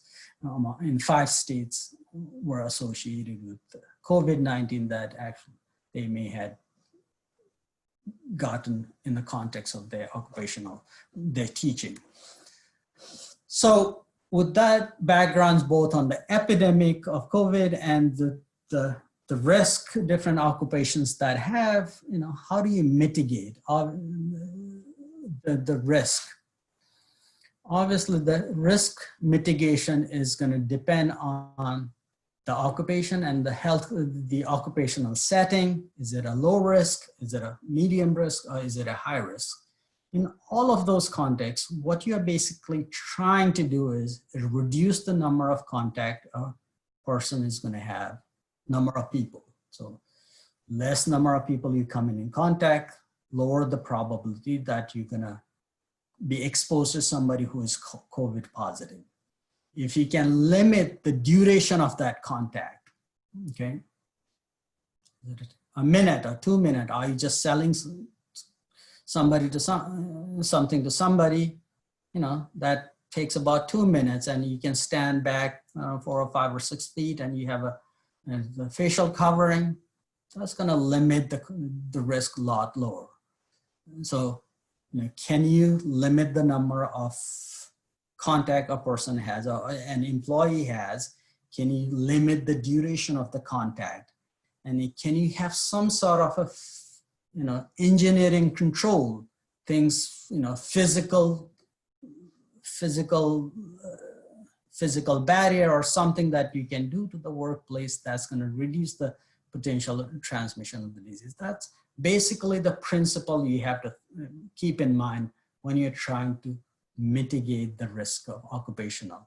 And can you provide, you know, if you cannot, you know, limit the number of contact or limit the duration of contact or limit the proximity to contact, then can you provide personal protective equipment so that the person is protected in the interaction with the potential source of infection. So that's the broader framework through which you have to think about how do you mitigate your risk. So engineering control. So if you're at a low risk setting, then, you know, all you have to do is continue doing the things that you're doing. Like, you know, if you have to come in contact with somebody, you know, limit the contact or facial covering and so on and so forth. The engineering controls that you can look at are going to be appropriate for medium risk or high risk facilities or workplace setting, where you're changing the physical structure of the workplace to minimize the risk. So you may have to install physical barriers such as plastic sneeze guards. You know, I have a picture later at the final picture. I was in one of the shops, yesterday, and going to get something, and, you know, every cashier now actually stands behind a plexiglass so that you don't have direct contact with. In the beginning of the epidemic, you know, you go to a grocery store, there were no barriers between a customer and a cashier, a checkout clerk. But during, you know, in March, you know, my state of Ohio actually went on what you call a stay-home order. Other than the essential businesses were closed, and during that time, you know, at the state level, there were different rules, you know, in concert with the government, the state government, in concert with the different businesses came up with a plan. How do you plan of action to mitigate? So one of the things they did is we need to install barriers between the customers and the employees. That was one of the things. Obviously, if you're working in a high risk exposed in a hospital settings, then you're going to have to do a lot more complex things like, you know, in the isolation rooms and so on and so forth. And obviously, access to personal protective equipment is really fundamental depending on the level of risk. If you're a checkout clerk, you're going to need access to masks, versus if you're a physician or healthcare provider working with COVID-19 patient, you're going to have to need a higher level of personal protective equipment, including gloves, gowns, facials, goggles, and, you know, respirators, and N95 mask. That's going to be really fundamental. And you have to have access to the adequate supply of. In the beginning of the epidemic, even in the US, we actually had, you know, healthcare providers reusing the same personal protective equipment, and, you know, some things have gotten better here, but that's still a problem. And overall safe work practices are going to be really important, including access to sanitizers if you don't have access to clean water to wash your hands. And with sanitizers, you know, I'm sort of if you have access to clean water, running water, and so that is the most effective way to hand sanitize. But if you're on the field where you don't have access to that, or if you're in a situation where you don't have access to clean water and soap, then access to sanitizers is going to be really important. The other, so in addition to engineering control, changing the work environment depending on the work and the risk, you can institute some administrative control and policies, where you can provide face masks if somebody is sick, face masks to all the employees, as well as if somebody is sick during the time of the they come down with some illness that may be COVID-19. Make sure they are sequestered. They are somewhere isolated before they can go into the go and seek medical care, or they isolate themselves at home. And make sure inform all visitors to the facility about symptoms. What are some of the symptoms, potential symptoms of COVID, and make sure they minimize contact with health staff and not congregate in reception area. 2 months ago, I went for my regular dental cleaning, and after things had opened back, and I had to think about, do I want to go to dentists at this time and point or not? But there's several things I thought about.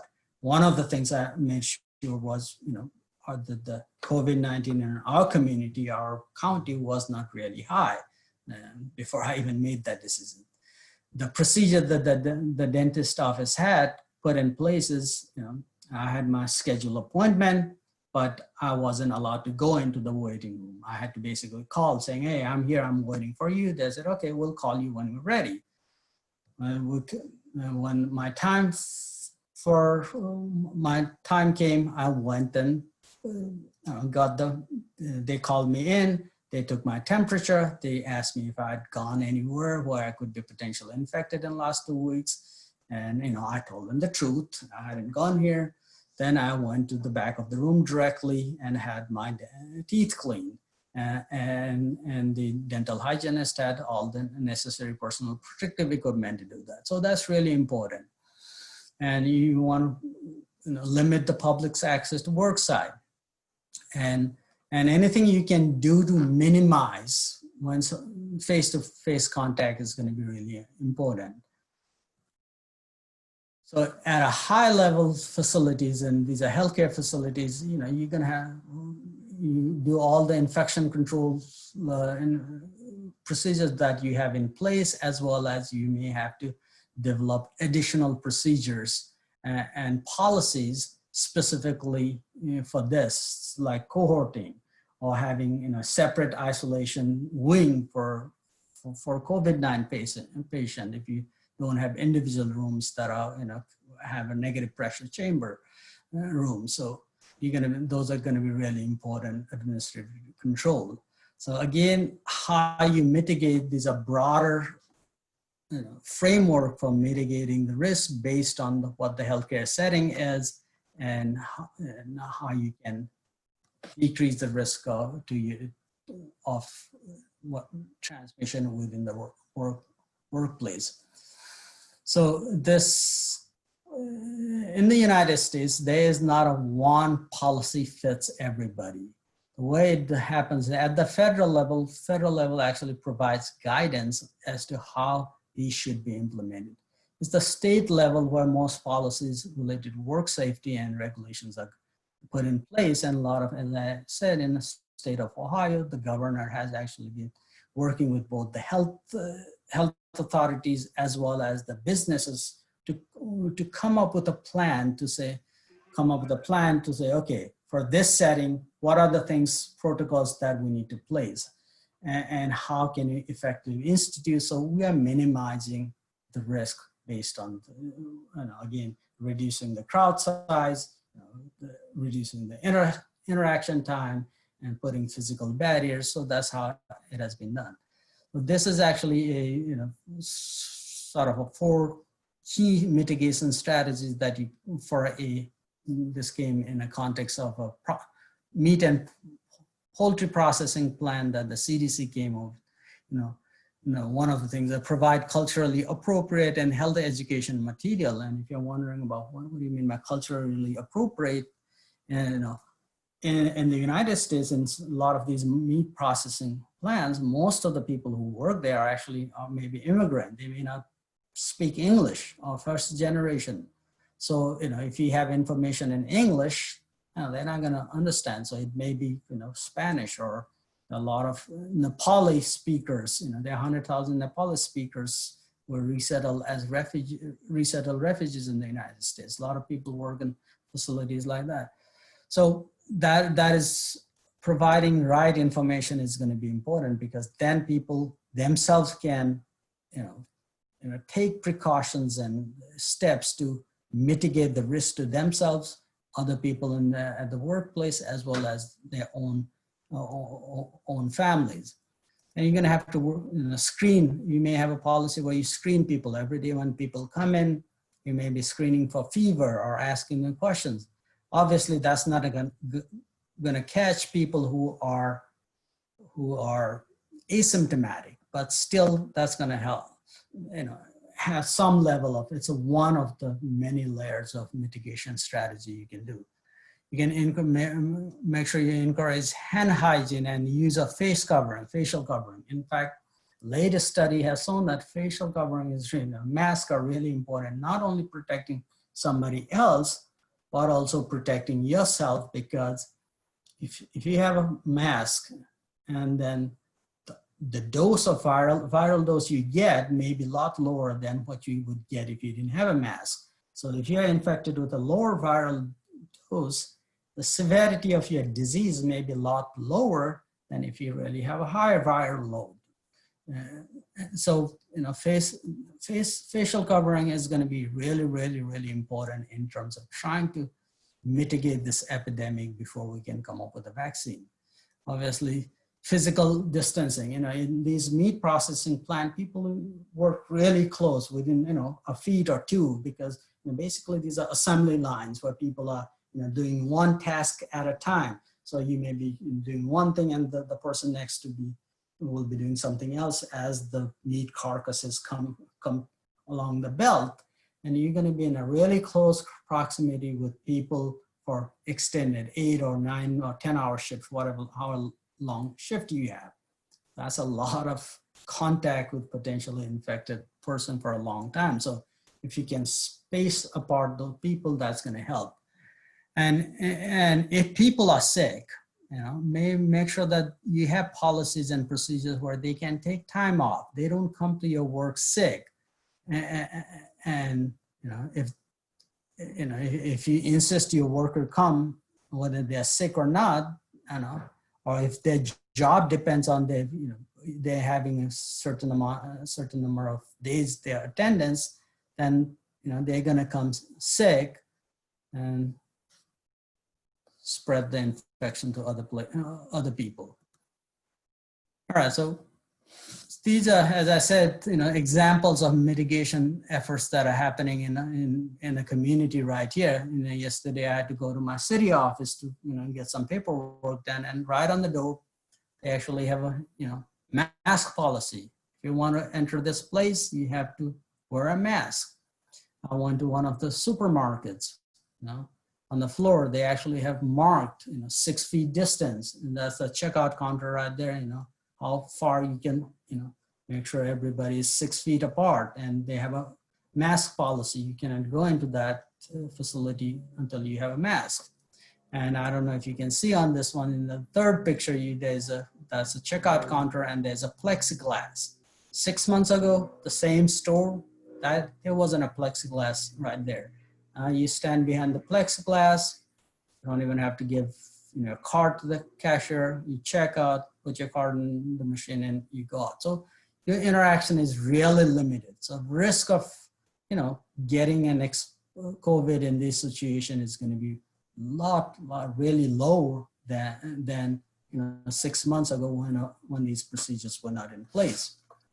So final slide I'm going to talk about is, if you're talking to somebody, if you're clinicians or, each individual is going to have to make a decision about their potential risk of COVID, not only infection, what is the severity. You have to think about what kind of job they are on. Is it a low risk job? It's a high risk job. And they have to think about what is their own condition. Are they young? Or do they have any kind of a pre-existing conditions or not? based on that, each person would have to sort of think about what is my potential risk. Again, why are we, it's important not only, for an employer and a government to make these sort of mitigation decisions and effort, it's also going to come onto each individual as well, making those decisions to say, okay, this is the situation. I'm a 50-year-old person who is hypertensive, have diabetes, and I work with people who are, a lot of people who can potentially, they can give me, I might need to think about some of the ways that either I can mitigate or do something else. So it's a combination of risk assessment that's going to have to go at an individual level. So with that, I'm going to conclude by saying it is actually COVID-19 is a real problem, and it's going to be a real pandemic, and it has real impact, and it's going to be there in our setting for a while until we have a vaccine. Even if we had a vaccine, by the time the vaccine is distributed to everybody in the world, it'll be a while, a year, 2 years. In the meantime, we still have to live our lives, do our economic activities. So we cannot go in a situation where we lock everything down and hope things go away. Even if you lock your city or state or the country down for 3 months, unless you actually have other mitigation efforts, preparation for other mitigation efforts, when you open back up, things are going to go back. Just because you lock down doesn't mean the epidemic is going to go. You still have to have mitigation efforts post-lockdown. And it's about minimizing the risk of infection so that the severity of the disease is less and less people die. And how are we going to implement this in a setting, in Nepali setting?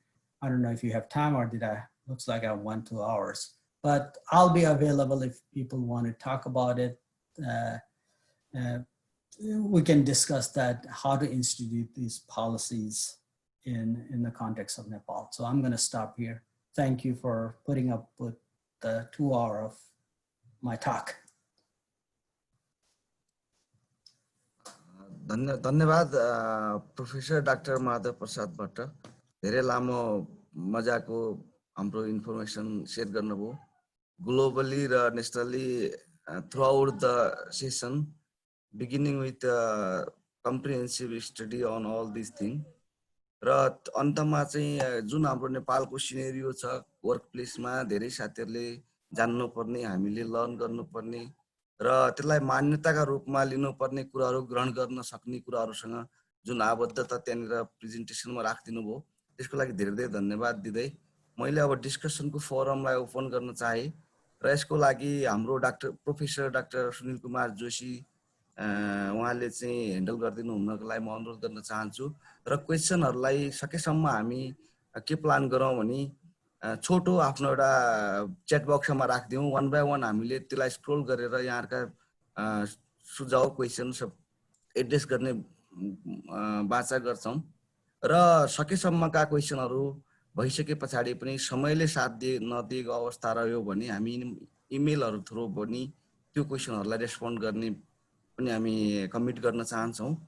यो सन्दर्भमा यहाँहरुले question राख्नु भएका अहिलेसम्मका क्वेसनबाट सुरु गरौँला र अरु पनि question थप chat बक्समा राख्दिनु होला र त्यो कुरालाई हाम्रो प्रोफेसर जोशीले अगाडि बढाउनुहुन्छ। प्रोफेसर जोशी, अब यहाँले आफ्नो माइक ह्यान्डओभर लिनुभयो। Bhatta sir, can you stop the sharing, sir? Just I request to stop the sharing. Yeah, I'm trying. So please. It's like, where is my? So that we can see the each other. Yeah. Kata gata tyo.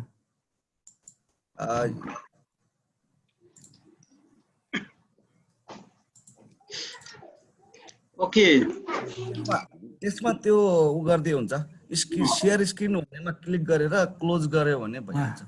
I'm looking for that share screen. Stop sharing option. There is the option you can see there. Stop sharing. I think you have the option there. Okay, stop. Otherwise, I can stop from here. No issue. Here you go. I'm back here. All right. Let's go. Okay. Thank you. Sorry. Okay, Madhav sir, धन्यवाद. हजुर, एकदम comprehensive तपाईको चाहिँ presentation थियो तपाईले चाहिँ नि USA को आफ्नो स्थिति प्रेजेन्ट गर्नुभयो त्यसपछि ओहाइयो को त्यसपछि आएर तपाईको चाहिँ नि ग्लोबली पनि तपाईको के यो युएसए मा चाहिँ कसरी तपाईको सुरु भयो कसरी फैल्यो भन्देखि लिएर पछि चाहिँ नि नेपालको अवस्था र कन्स्पिरेसी थ्योरीहरु पनि कुरा गर्नुभयो र पछि चाहिँ नि एकदम कम्प्रिहेन्सिभ चाहिँ प्रिभेन्टिभ मेजर्सहरु के हुन सक्छ भन्ने कुरा पनि राख्नुभयो यस्तो राम्रो प्रेजेन्टेसनलाई धेरै धेरै धन्यवाद यहाँ अब टाइम अलिकति धेरै गएको छ र एकदम छोटो अब डिस्कसन गरौँ क्वेशनहरु त धेरै छन् तैपनि च्याट बक्समा छ माधवजीले पनि त्यहाँ पढ्नु सक्नुहुन्छ है यसमा चाहिँ हरिदत्त जोशी सरले त क्वेशन सोध्नु भएको छ त्यहाँ चाहिँ युएसए मा चाहिँ यति धेरै चाहिँ सेफ्टी प्रिकसन लिएको बावजुद पनि कार्यस्थलमा यति राम्रो प्रिकसन लिएको बावजुद पनि त्यहाँ चाहिँ किन धेरै चाहिँ यो अमेरिकामा चाहिँ यो कोभिड-19 को केसहरु बढ्दै छन् भनेर त उहाँले चाहिँ आफ्नो जिज्ञासा यहाँ राख्नु भएको छ यसमा चाहिँ माधवजीले के भन्नुहुन्छ यो अहिले चाहिँ बढी चाहिँ कोभिड केस चाहिँ वर्क प्लेस भन्दा फ्यामिली ग्यादरिङ्स पर्सनल स्पेसमा बढी भइरहेछ के भन्छ मान्छेहरूलाई थाहा हुँदा हुँदा पनि बिहा होस् पार्टी एन्ड lot of बाहिर गएर that's where most of the cases are going. People are not taking it seriously. कोही यसो आधा जति चाहिँ सिरियसली लिइरहेछ आधा जतिले चाहिँ के होइन भनिरहेछ अनि they are engaging in activities that are lot of gatherings more in a personal space. Work setting भन्दा पनि work setting मा पहिला सुरुमा it happened like processing plant मा भन्दा पनि they have taken precautions. So ma baira gara, if I go to a store, I don't feel at risk. But it's the personal, it's because people are not following what they should be. That's the answer.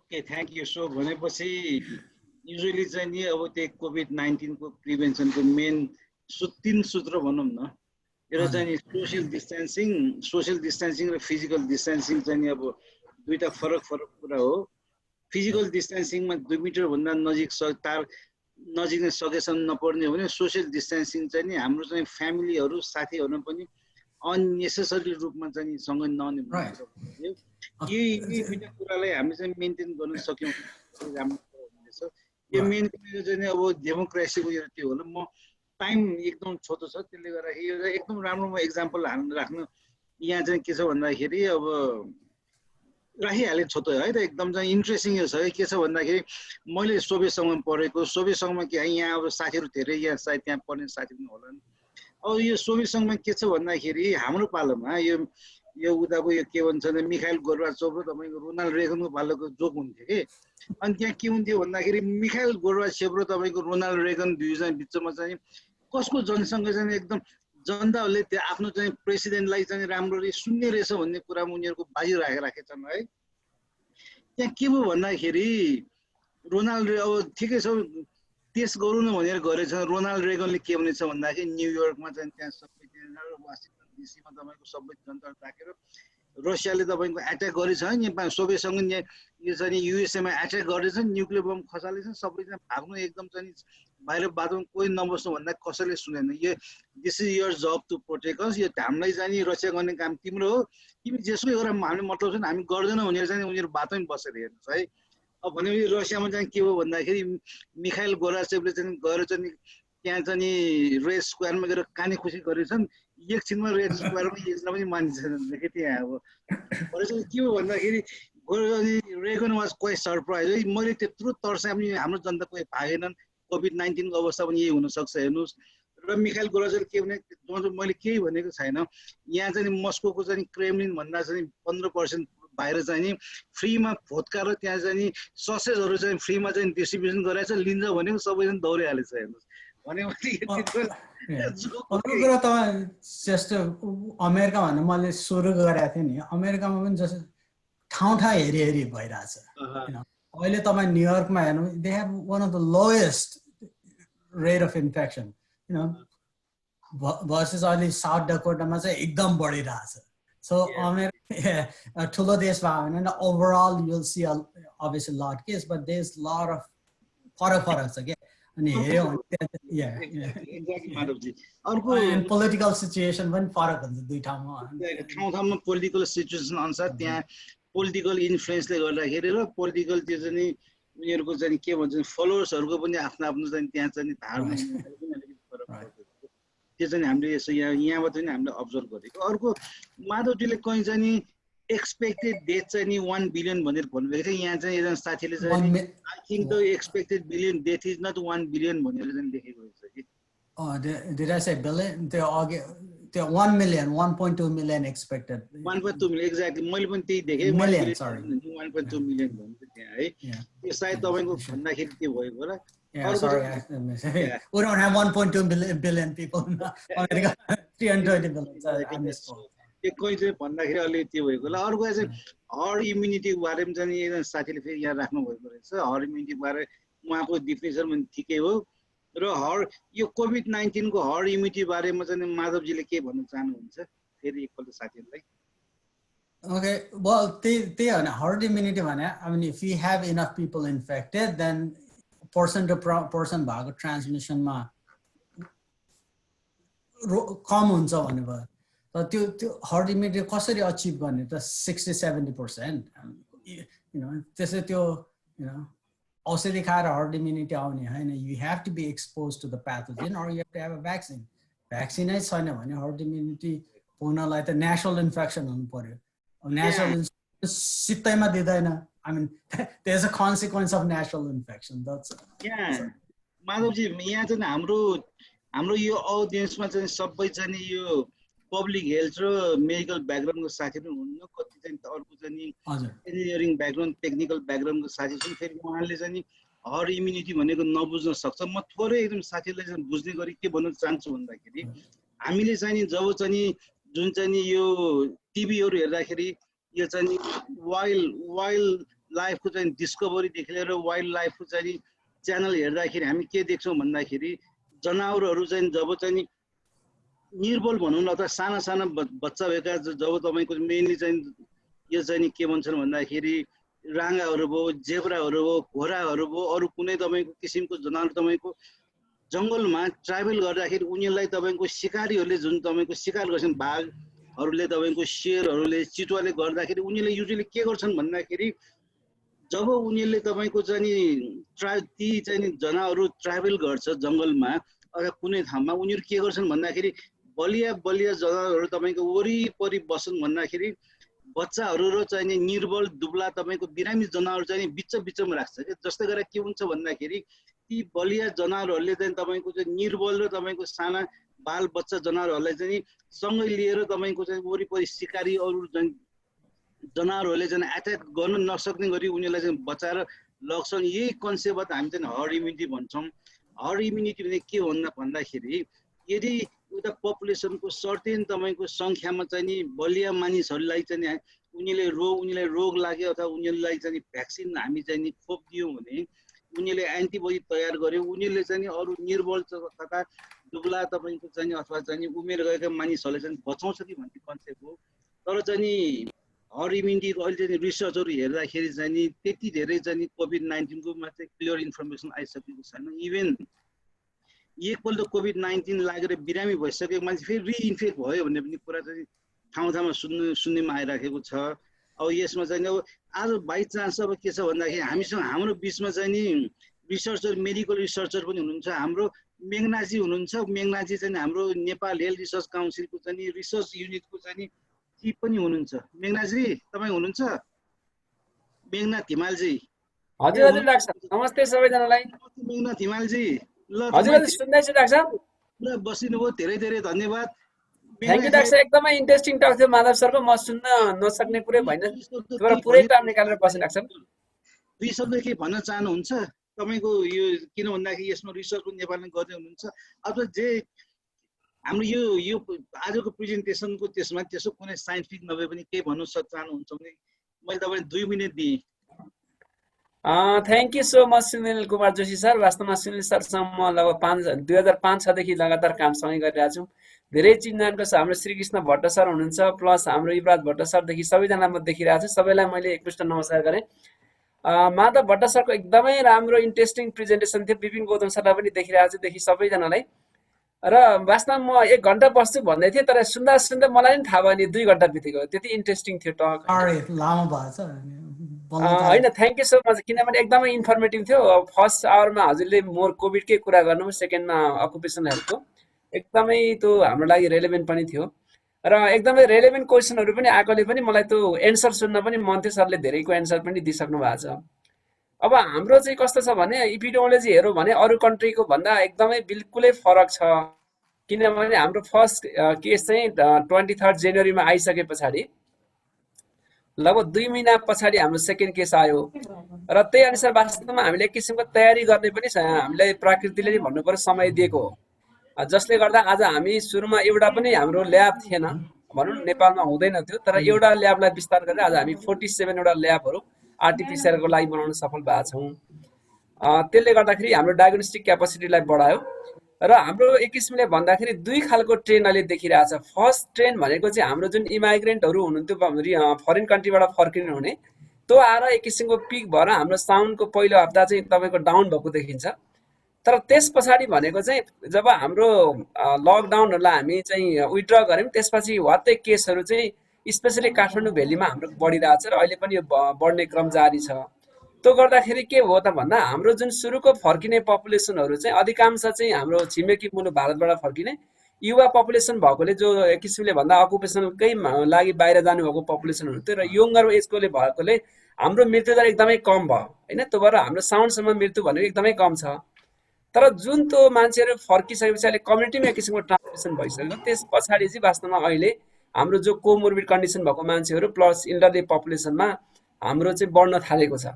र अहिले पनि real चाहिँ त्यो कमिटीमा पुगेको छैन जस्तो मलाई लाग्छ। किन भन्दाखेरि हाम्रो अहिले पनि हेर्दाखेरि 60 इयर प्लसमा चाहिँ केस अझै कम छ र मोर्टालिटी पनि कमै छ होइन। हुन त हाइएस्ट मोर्टालिटी रेट त 60 प्लसमै छ। त्यो भएकोले अझै हामीलाई चाहिँ अब चाहिँ केसहरू बढ्ने, स्पेसल्ली कोमोर्बिड कन्डिसन भएको मान्छेलाई इल्डरली पपुलेसन भन्ने चाहिँ, र त्यही पपुलेसनलाई बचाउन अब नेपालको चाहिँ हामीले तयारी गर्नुपर्ने जस्तो लाग्छ म आफूलाई चाहिँ। खास मैले यति कुरा राखेँ। अनि अब रिसर्चको कुरा गर्दा सुनिल सरले अब भनिहाल्नुभयो, हामीले अहिले चाहिँ बेसिकली हामी यो इपिडेमोलोजीको अडिटिङ गर्ने काम, ल्याबकै अडिट गर्ने, अहिलेसम्म हामीले जुन पोलिसी मेजरहरू जे गरेका थियौँ तिनीहरूको प्रभावकारी कार्यान्वयन भयो भएन, हाम्रो कहाँ ग्याप भयो भनेर हामी अडिटको काम पनि गरिरहेको छौँ भने, अर्को चाहिँ अब हामीले जस्तो क्लिनिकल ट्रायलहरू भन्दा पनि क्लिनिकल स्टडी भनेर हामीले रेमडेसिभिरहरू चाहिँ अहिले बल्ल सुरु गरेका छौँ एक महिनादेखि। अनि त्यस्तै कन्भल्सन प्लाज्माहरूको पनि सुरु गरेका छौँ र त्यसको इफेक्टिभनेस अहिले हामी हेरिरहेछौँ। र त्यो हेर्दाखेरि त्यसको प्रभावकारिता हामी छिट्टै 1 हप्ता 2 हप्तामै हामी रिजल्ट बाहिर ल्याउँछौँ र अरूको भन्नाले फरक छ। अर्को चाहिँ अब हाम्रो अहिलेको भन्न भ्याक्सिन, इफेक्टिभ भ्याक्सिन पनि आइ नसकेको र प्लस ड्रग पनि सबै सपोर्टिभ मात्रै भएकोले अहिलेको हाम्रो नेपाल सरकारको मेन स्ट्राटेजी भनेको एसएमएसै हो होइन। जुन पब्लिकली स्ट्यान्डर्ड रूपमा सोसल डिस्टेन्सिङ अनि मास्कको युज र सेनिटाइजर अथवा साबुन पानीले हात धुने, र त्यसैलाई कायम गर्दै अब चाहिँ न्यू नर्मल हामी जानुपर्छ होइन भन्ने नि लाग्छ मलाई। यति भने मैले, किन 2 मिनट कट होला, सुनिल सरले फेरि मलाई 2 मिनट दिनुभयो। Thank you so much. धन्यवाद हिमाल सर। आज हाम्रो माझ अर्को एक हाम्रो चाहिँ नि मित्रजी हुनुहुन्छ, उहाँ चाहिँ श्री कृष्ण भट्ट सर। नमस्कार सर। उहाँ चाहिँ नमस्ते एसोसिएसन नेपाल पब्लिक एसोसिएसनको चाहिँ नि प्रेसिडेन्ट पनि हुनुहुन्छ र म पनि पब्लिक हेल्थ डक्टर्स एसोसिएसनको चाहिँ नि बोर्ड मेम्बरको हिसाबले उहाँसँग चाहिँ नि बेला बेलामा भेट भइराखेको हुन्छ। सर हजुरले चाहिँ नि अब त्यत्रो पब्लिक हेल्थ व्यवसायहरूलाई पनि रिप्रेजेन्ट गर्नुहुन्छ। अब एज अ चाहिँ पब्लिक हेल्थ एसोसिएसनको प्रेसिडेन्टको हिसाबले यत्रो आजको जुन चाहिँ हामी डिस्कस गऱ्यौँ चाहिँ नि अक्युपेसनल सेटिङमा चाहिँ नि कसरी प्रिभेन्सन गर्ने भन्ने बारेमा माधवजीले यति राम्रो कुरा भन्नुभयो। सरले हामीले अझ हजुरको एक्सपिरियन्स अलिक सेयर गरिदिनु सर 2 मिनटमा। Yes sir. Thank you doctor Sunil, धेरै धेरै धन्यवाद। र सबभन्दा पहिले त धेरै धन्यवाद डाक्टर माधवलाई, धेरै धन्यवाद। म भट्ट हामी एकै गाउँ भयो भने हाम्रो भेटघाट परिचय छैन है। अब थ्याङ्क यू सो मच, तपाईँले यति राम्रो प्रेजेन्टेसन गर्नुभएको छ, भेरी कम्प्रिहेन्सिभ। र अब हुन त यो अब प्रिन्सिपल अफ हामी चाहिँ प्रिभेन्सन र कन्ट्रोलको त वास्तवमा वर्ल्ड वाइडकै एकै हो। तर के छ भने हामीले के देखाएको छौँ भने आफ्नो देशको जस्तै नेपालको कन्टेक्स्टमा हामीले चाहिँ थ्रोली हामी चाहिँ भनौँ न अहिले इन डेप्थ हामीले माइक्रो लेभलमा नै भन्छौँ त्यो सिचुएसन एनालाइसिस गरेर हाम्रो स्ट्रेटेजी हाम्रो चाहिँ प्रिभेन्सन कन्ट्रोल र केस म्यानेजमेन्टको स्ट्रेटेजी हामीले बनाउनु पर्छ त्यो भयो भने हामी कन्ट्रोल गर्न सक्छौँ अब एउटा कुरा के भन्छु भने मैले जस्तै अहिले हामी कति कन्सियस छौँ अब अलवेज म कति हरेक बेला हामी कन्सियस प्रोटेक्टिभ मेजरहरूमा कति कन्सियस छौँ यो कुरालाई हरेक नागरिकसम्म कसरी पुर्याउन सक्छौँ हरेक फ्यामिली र हरेक कम्युनिटी त्यसले हाम्रो देशको कन्टेक्समा हामी के भनिराखेका छौँ भने यो कम्युनिटी बेस्ड इन्टरभेन्सन नेपालको कन्टेक्समा किनभने हाम्रो जियोग्राफिकल धेरै अप्ठ्याराहरू छन् सोसियो इकोनोमिक धेरै अप्ठ्याराहरू छन् समस्याहरू छन् त्यो माइक्रो रूपमा हामी एनालाइसिस गरौँ यो के कसरी चाहिँ हामीलाई चाहिँ यसलाई कन्ट्रोल गर्न सकिन्छ भनेर त्यसले जो मैले भने नि वास्तवमा अहिले एउटा उदाहरण मात्र भन्छु सुकराज ट्रपिकल हस्पिटल अब त्यहाँको एउटा हाई रिस्कका मतलब अकुपेसनको प्रोफेसन भएर त्यहाँको हाम्रो कोभिड अस्पताल होइन त्यहाँ अहिलेसम्म एकजना पनि इन्फेक्सन भएको छैन त्यहाँको हेल्थ केयर प्रोभाइडर जबकि उनीहरू हरेक केसहरू सेभर केसहरूलाई उनीहरू डिल गरिरहेका छन् त्यहाँ त्यतिको चाहिँ केसहरू इन्भेस्टिगेसनको लागि आइरहेका छन् होइन डेली र उनीहरू डेली उनीहरूसँग एक्सपोजर छन् even throughout the 24 hour होइन त्यति छन् र त्यहाँको त्यसले के हो भने हामी कति मतलब कन्सियस या एवेर त्यो प्रोटेक्टिभ मेजरमा हामीले चाहिँ छौँ र त्यसलाई फलो गर्छौँ भन्ने कुरा हो कि त्यसले चाहिँ हामी त्यतातिर गयौँ भनेपछि त्यसले हामी के भनिराखेका छौँ पब्लिक हेल्थ एसोसिएसनले पहिलेदेखि के भन्ने गरिरहेको छ भने हामी नेपालको कन्टेक्समा कम्युनिटी बेस्ड इन्टरभेन्सन नगरिकन हुँदैन अब माधवजी हुनुहुन्छ डाक्टर माधव हुन्छ हजुर कुरा मैले अहिले जान्न खोजेको हुन त यो अब तपाईँसँग मैले अब यो हुन त यो हामी यो भाइरसको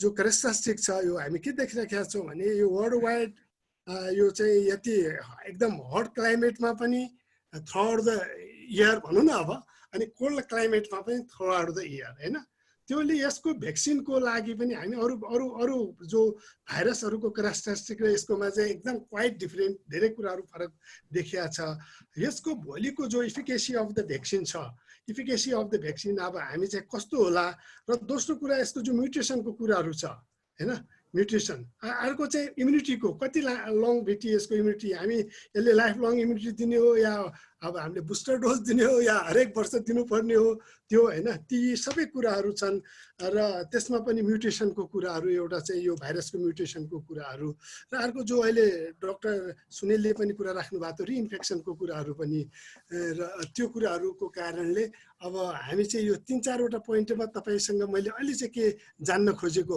अनि हर्ड इम्युनिटी तपाईँले 70%मा चाहिँ पपुलेसन प्रोटेक्टेड भयो भने अब इन्फेक्सन भयो भने हर्ड इम्युनिटी भन्ने कुराहरू राख्नुभयो हामीले यसो बुझ्दाखेरि मैले चाहिँ बुझेको के थिएँ भने अहिलेसम्म धेरै जस्तो डिजिजहरूमा 90 एभव हामी इम्युनाइज गऱ्यौँ 90% एभवको हिसाबले चाहिँ हामी बुझ्थ्यौँ हर्ड इम्युनिटीको होइन 90 एभव भयो भने हामी यहाँ 70को हिसाबले यो कोभिडको लागि तपाईँले राख्नुभयो यो काहीँ तपाईँले कुनै यस्तो केही त्यस्तो अब के अध्ययन गरेर त्यो राखिएको छ मैले त्यो बुझ्न सकेको छैन थ्याङ्क यू यो 4-5वटा कुराहरू थ्याङ्क यू डाक्टर सुनिल अब यो हुन त हामी सँगै पनि काम गर्नुपर्छ यो कोभिडमा हामीले चाहिँ नेपाल सरकारलाई समयमा अब घचघच्याइराखेका छौँ हेर्नुहोस् वास्तवमा यो अलि चाहिँ यो काम गर्ने चाहिँ जो अहिले चाहिँ स्ट्रेटेजी छ यो अलि मिलेको छैन जो वास्तवमा अब जति होइन जुन एकैछिन म भन्छु अनि जुन रूपमा हामी यसको धेरै ठाउँमा कमी कमजोरी भएको छ खास गरी इन्फेक्सियस यो हाइली इन्फेक्सियस डिजिज यो चाहिँ भएको कारणले यसको कुनै ठाउँमा पनि कमी कमजोरी हुनु हुँदैन के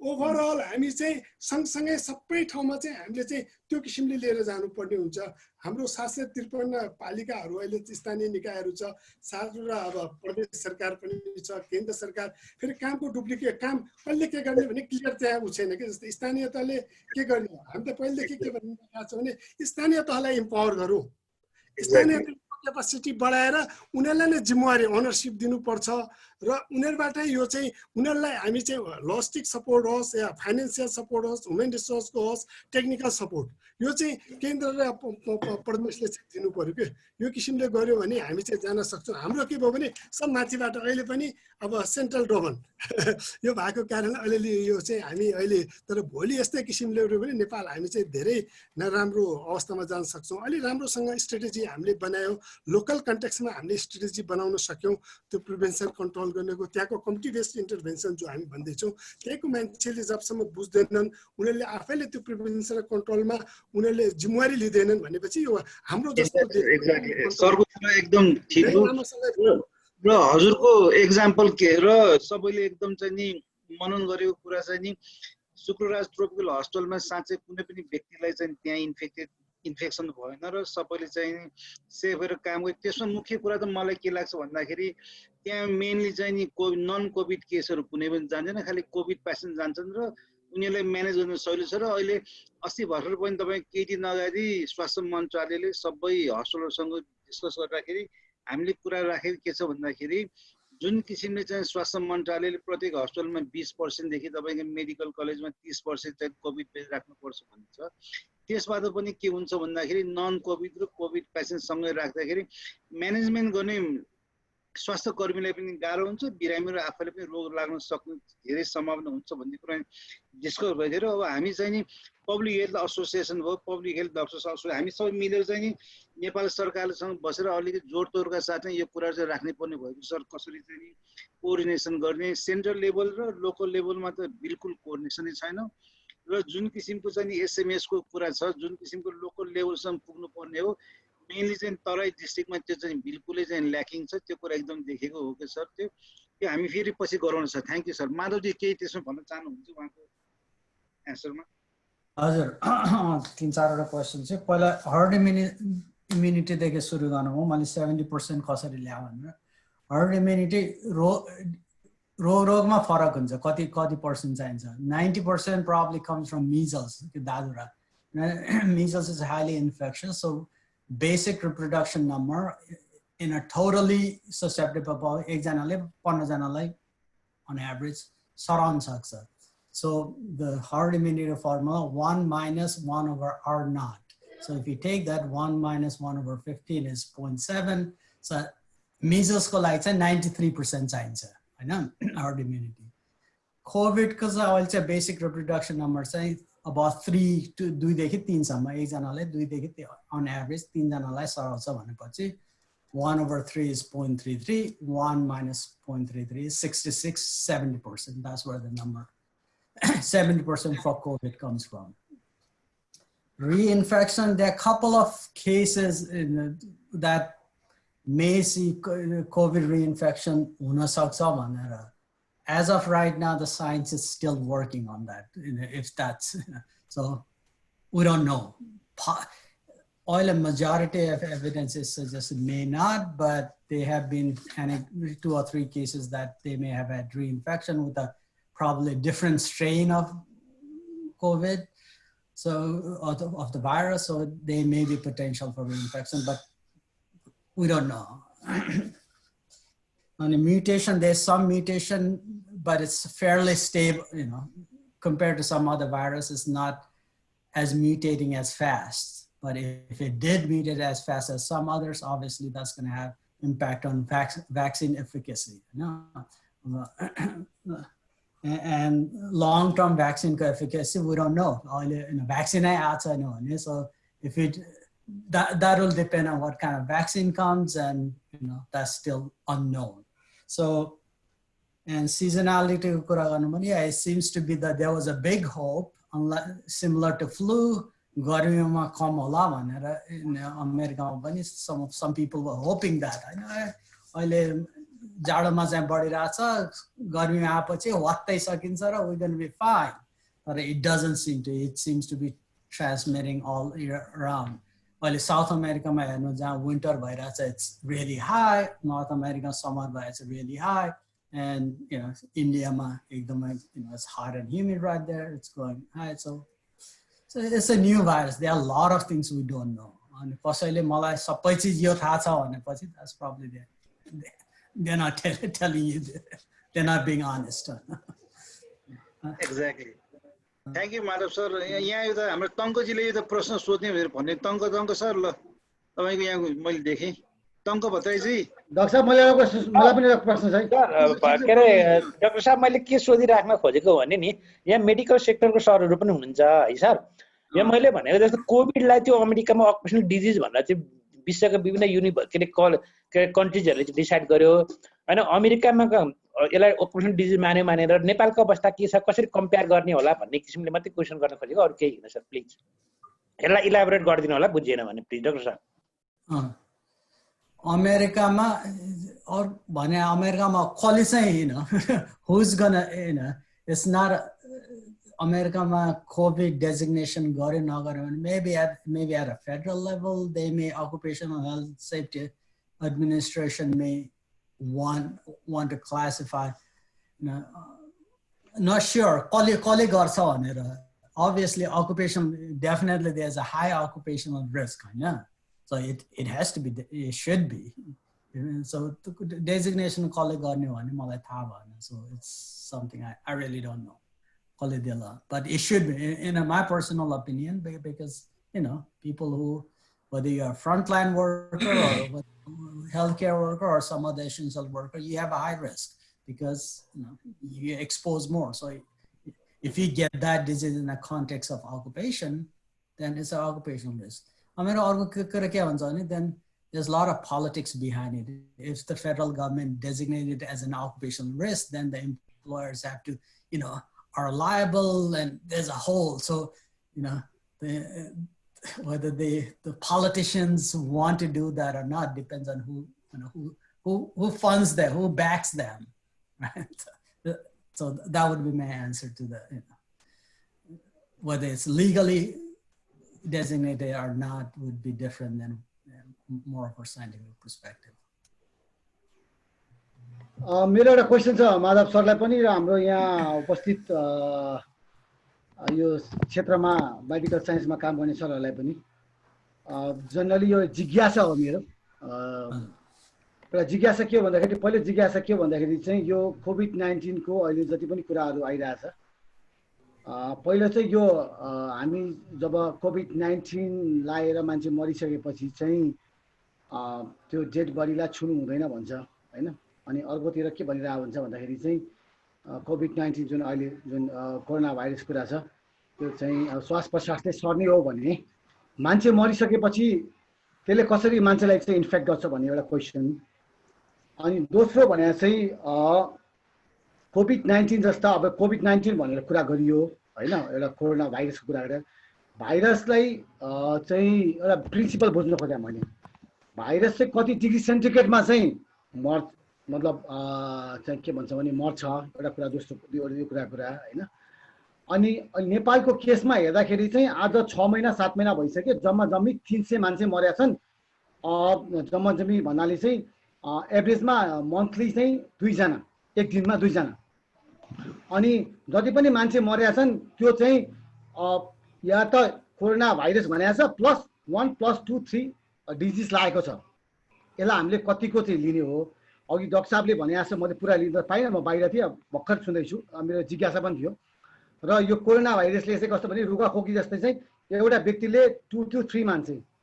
अनि एउटा एक्जाम्पल के छ भन्दाखेरि नेपालमा चाहिँ अस्ति नै भर्खरै केस हो, धेरै भएको छैन, 2-3 महिना अगाडि एउटा महिलालाई चाहिँ डेलिभरी क्रेसमा चाहिँ डेलिभरी भयो, बच्चा भयो, त्यसपछि ल्याएर चाहिँ केही समयपछि उहाँलाई चाहिँ कोरोना लागेको भनेर डिक्लेयर गर्यो। त्यो बिचमा चाहिँ उहाँसँग सम्पर्क आउने मान्छे, उनको फ्यामिली मान्छेलाई चाहिँ खासै चाहिँ कोरोना भाइरस देखेन हैन।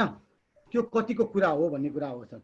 यो अलिकता प्रश्न पारिदिनु भयो भने मलाई हामीलाई सजिलो पनि हुन्थ्यो। अनि अर्को कुरा चाहिँ यो इम्युनिटी सिस्टम कुरा छ नि, आज योभन्दा अगाडि पनि यसका भाइरसहरू अगाडि यस्तै सार्सको कुरा थियो हैन सर, अनि इबोला भन्ने कुरा आएको कुराहरू आएको थियो हैन। अब इम्पोर्टेन्टली चाहिँ यो हामीले हाम्रो बडीलाई, किनभने यस्ता कुरा भोलिको दिनमा पनि आउला हैन, इम्पोर्टेन्टली हामीले के गर्नु पर्यो जसलाई गर्दाखेरि चाहिँ हाम्रो शरीरमा चाहिँ ती भाइरस, किनभने भाइरस र ब्याक्टेरियाले हाम्रो शरीर भरिएको छ, हाम्रो इन्भाइरोमेन्ट पनि भरिएको छ, के गर्नु पर्यो जसलाई गर्दाखेरि हामीलाई त्यो त्रास चाहिँ नहोस्। किन भ्याक्सिन, किनभने यो एउटा विभिन्न स्टडीले पनि देखाएको छ। अब युकेमा गरेको स्टडीले के देखाएको छ भने झन्डै 128 चोटि चाहिँ यो भाइरसले चाहिँ के भन्छ भने रूप परिवर्तन गरिसकेको छ। र यो भ्याक्सिन भन्ने कुरा पनि गफ मात्र भन्ने कुरा पनि गरिरहेको छ। के हो सत्य तथ्य बुझ्न खोजेको छ? हस् न प्रज्वलजी थ्याङ्क यू अन्त माधवजी के भन्नुहुन्छ त्यसमा Uh, अरू पनि all right, मेडिकल so फिल्डको साथीले के भन्नुहुन्छ नि ठिकै छ there's some medical questions. I'll address एक दुईवटा लास्टको कुरा पहिला चाहिँ के भन्नुभयो म्युटेसनको कुरा एकदम परिवर्तन भइरहेछ अनि yeah, viruses परिवर्तन हुन्छ. That's what happens is, you know, there viruses and a lot of small pathogens, you know, replication of that, they replicate their genetic material, RNA hosts, and when they replicate, there's a level of, you know, copy garदाखेरि mistake हुन्छ र that's what a mutation is. But whether that mutation actually has any kind of substantial change enough to make, you know, change the capacity of virus to infect, cause disease, that's a different thing. So if you go look for mutations, you'll find a lot of mutations, whether those mutations have implication in terms of the transmissibility and the pathogenicity. COVID, they're still, you know, they're figuring that out. And if it changes, you know, if you make a vaccine based on a particular kind of molecule on the, you know, cell surface, I know. And if that changes, the virus changes and the molecule is different, then the vaccine is going to be ineffective. You know, seasonal flu vaccine, vaccine because you have to guess what is the most circulating type, and based on that, you have to come up with a vaccine. So that's about mutation. There's always going to be some mutations, but is that mutations going to be, you know, important enough to cause that? That's one thing. SARS, Ebola भन्नुभयो immunity कुरा गर्नुभयो नि त्यो दुईटा कुरा अघि मैले भने जस्तै you know when I was talking in a lecture, you know, immunity, specific immunity to a particular organism कसरी हुन्छ भने you have to be exposed, and there is a general immunity, non-specific immunity, healthy छ तन्दरुस्त छ भने, you know, then we may be able to fight off an infection better, but that doesn't mean you're not going to get infected. So you know, generally, if we live a healthy lifestyle, then our ability to fight an infection and, you know, probably is better than if you don't have enough food or, you know, bad food or all the other things. But it doesn't, you know, Ebola, if you want to be really immune to Ebola, then you have to be either have had a vaccine or, you know, get infected, or same with SARS or any other disease. But, you know, there's a difference between infection and role that's people have to think. Just because you're infected, that infection, when an organism or a pathogen goes into you, it starts replicating. That is an infection. Does that infection produce a disease, and is that disease severe and harmful? That's a different thing. And that, but infection, unless, even if you have a vaccine, you actually technically you get an infection, but that infection is not severe enough to produce a disease. So I know that's a non-medical, non-technical, it's a harder concept, but people have to, you know, that need to be understood. And infected, and is the underlying condition. I went through a discussion of that. Somebody has a diabetes right now. They got infected and died this year. The question you have to ask is, would that person have died this year? Or mana ta sapaile marcha ni. Mana ta kasari bhanda hirday gati band bhayera marya parlok janu bhayo bhanera tyo shraddhanjalima lekhira huncha ni. At the end of the day, you know, that's, you stop breathing, you die. Is that the cause or something else you need to do? So the COVID, 94% of people in the United States who die of COVID have some underlying conditions. तर त्यो underlying condition हुँदैमा तिनीहरु यो वर्ष मर्ने सबै यो वर्ष मर्दैन थियो नि. मैले TB को एक्जाम्पल दिए. नेपालमा हेर्यो भने 1/3 of population अहिले टिबी छ होला. TB infection. At some point in their life they had infected. The body was able to, you know, take care of that infection. I know. Only AIDS, HIV लाग्यो भने TB resurgence भयो, reactivation मर्यो भने तपाईले TB ले मर्या भन्नुहुन्छ कि AIDS ला HIV ले मर्या. If they did not have HIV infection, they would not have died of TB, right? They would have lived 80 years old. They would have died of something else. हेर्दै कति बन्द गरेर मर्थे परलोक जान्थे हैन. So I mean, there are a lot of misconceptions that people are using these statistics to त्यो एजेन्डालाई क्या. अब कसैले चाहिँ त्यो आफ्नो त्यो आयुर्वेदिक त पोषण बेच्नलाई हो कि मैले भने त्यो I saw in a really well-known organization in Nepal यो बट्टा के अरे प्याकेट बाँडिरहेको थियो इम्युनिटी पिल भनेर बाँडेर भिडियोमा देखाएको थिएँ देशभरि. I don't know why they were doing, but that was just, you know. Anyway, I'll stop on that one. About dead body, somebody wants to take that infection from a medical, and temperature, what temperature, and ekdam tatoma bottom line is higher the temperature is going to die. You know, most viruses can't live, you know, by the bottom. So eventually they'll die if they actually. What degree I'm not sure. I'll have to look that up. But somebody wants to take that. अनि मान्छे मरिसकेपछि चाहिँ मान्छे मरिसकेपछि एउटा पुरै एउटा simple कुरा बुझ्न खोजेको छ सेन्टिमेन्टसम्म जम्लेको छ बुझ्न खोजेको के हो भनेपछि मान्छे मरिसकेपछि पछि त्यसले चाहिँ इन्फेक्ट गर्छ गर्दैन भन्ने कुरा बुझ्न किनभने जुन भाइरस कुरा छ मान्छे मरिसके सास फेर्दैन भन्ने कुरा एउटा यस बाइले सास फेर्दैन तर मेनको हिसाबले and it depends on कति टाइमसम्म इमिडिएटली छ भने म्युकोसल हैन नाक कानमा छ भने and if you come in contact with touch that and somebody touch their mouth and nose, yeah, that'll. Exactly. But after, you know, 24 hours, 48 hours, don't quote me on that. After a few, you know, Nepal we have to actually wrap them up, take them immediately. You know, some.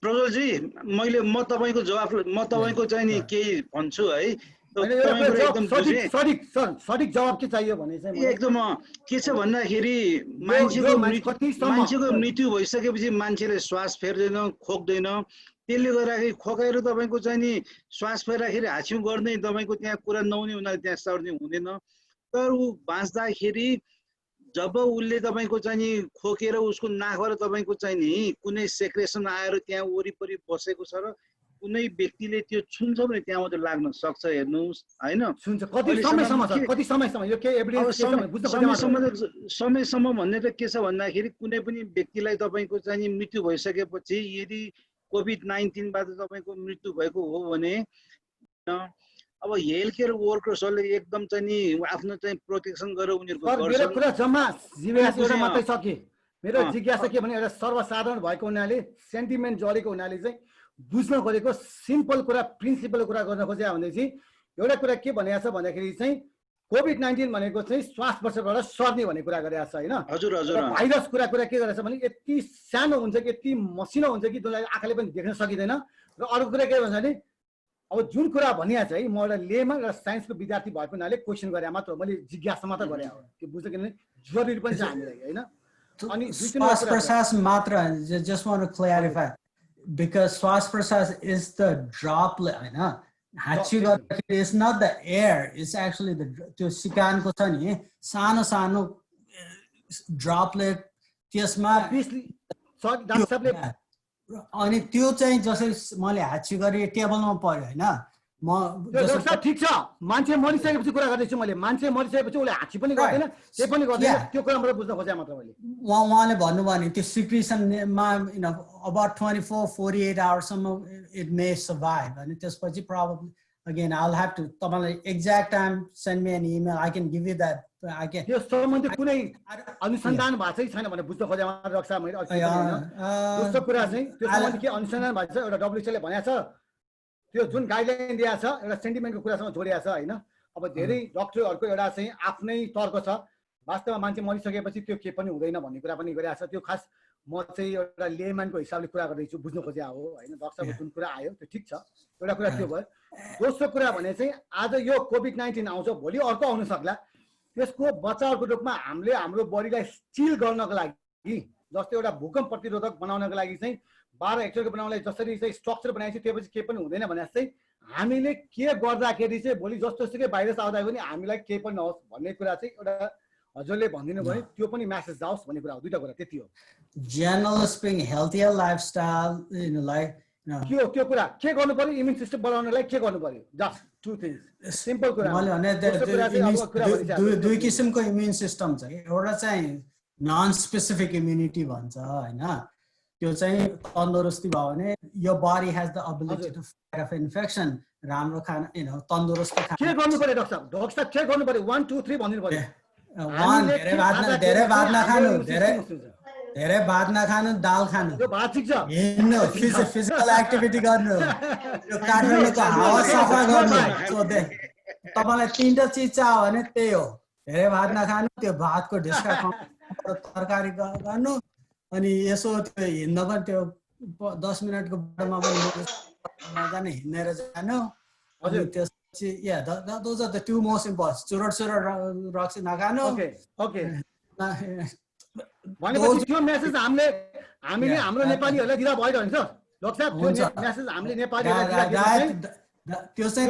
गरेपछि चाहिँ okay ल project एकदम धन्यवाद तपाईको एकदम चाहिँ ब्रेनस्टर्मिङ गराइदिनु भयो main कुरा के छ भन्दाखेरि सबैले बुझेको कुरा हो आफू आफ्नो इम्युन सिस्टम राम्रो गर्नलाई हाम्रो रेगुलर हाम्रो एक्सरसाइज हुनु पर्यो हाम्रो ब्यालेन्स डाइट हुनु पर्यो डाक्टर साहबले भने जस्तै चाहिँ हाम्रो नेपाल सरकारलाई कुरा के नखानु पर्यो भणी घटाउनु डाक्टर हाम्रो नेपाल सरकारलाई चाहिँ यो जानकारी दिनु भनेको के दिनु पर्यो भन्दाखेरि चाहिँ यो त्रास नफैलाऊ हैन मान्छेहरु आज चाहिँ 2000 भन्दा बढी मान्छेहरु सुसाइड गरेर मरिसकेको छ आजको 6 महिनामा जम्मा 300 मान्छे मरेका छन् भने what the hell is this भन्ने कुरा चाहिँ बुझाउन सक्नु पर्यो हाम्रो नेपाल सरकारलाई हजुरले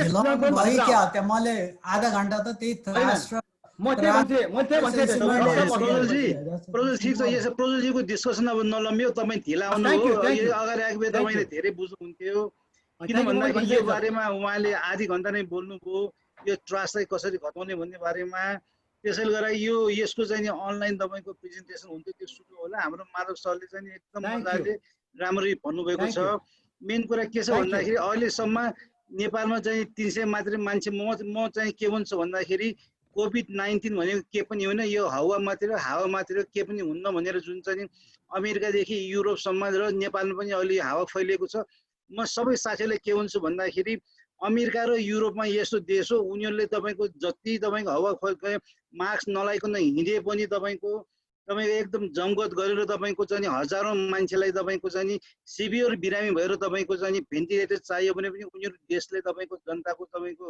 स्याहार सेवा गर्न सक्छन् त्यस्तै खालको नेपालमा तपाईको एकैपल्टमा 1000 जना तपाईको चाहिँ बिरामीलाई भेन्टिलेटर चाहिने अवस्था आयो भने बिरामीहरू बाटो मर्छन् हेर्नुस् यो कुरा चाहिँ सबैले बुझ्नुपर्ने कुरा हो नेपाल सरकारले तपाईको अमेरिका र युरोप तपाईको Sweden Norway Germany France Spain Italy जस्तो आफ्नो जनताको तपाईको चाहिँ त्यति जुन किसिमले केयरली त्यो गर्न सक्दैन नेपालमा यदि अमेरिका र तपाईको चाहिँ स्विडेनमा स्पेन इटालीमा जस्तो तपाईको चाहिँ रोग फैलिने हो भने बाटो मान्छे मर्छन् त्यसैले यो रोग के पनि होइन यो हावा हो यो भाइरस होइन भनेर कुरा चाहिँ फैलाउने काम चाहिँ बिल्कुल चाहिँ गर्नुहुन्न रोक्नुपर्छ र अहिले जुन नेपाल गभर्नमेन्टले गरेको जुन म के भन्छु भन्दाखेरि लकडाउन गरेकोले अहिलेको अवस्थासम्म यो कन्ट्रोल भइराखेको हो र लकडाउन अहिले खोले पनि हामीले तीनटा कुरा मुख्य बचावको कुराहरू मास्क लाउनै पर्छ सोशल डिस्टेन्सिङ गर्नै पर्छ अनावश्यक रूपमा आफ्नो साथीहरूसँग अनावश्यक रूपमा आफ्नो चाहिँ फ्यामिलीसँग तपाईको जमघट गर्नु हुँदैन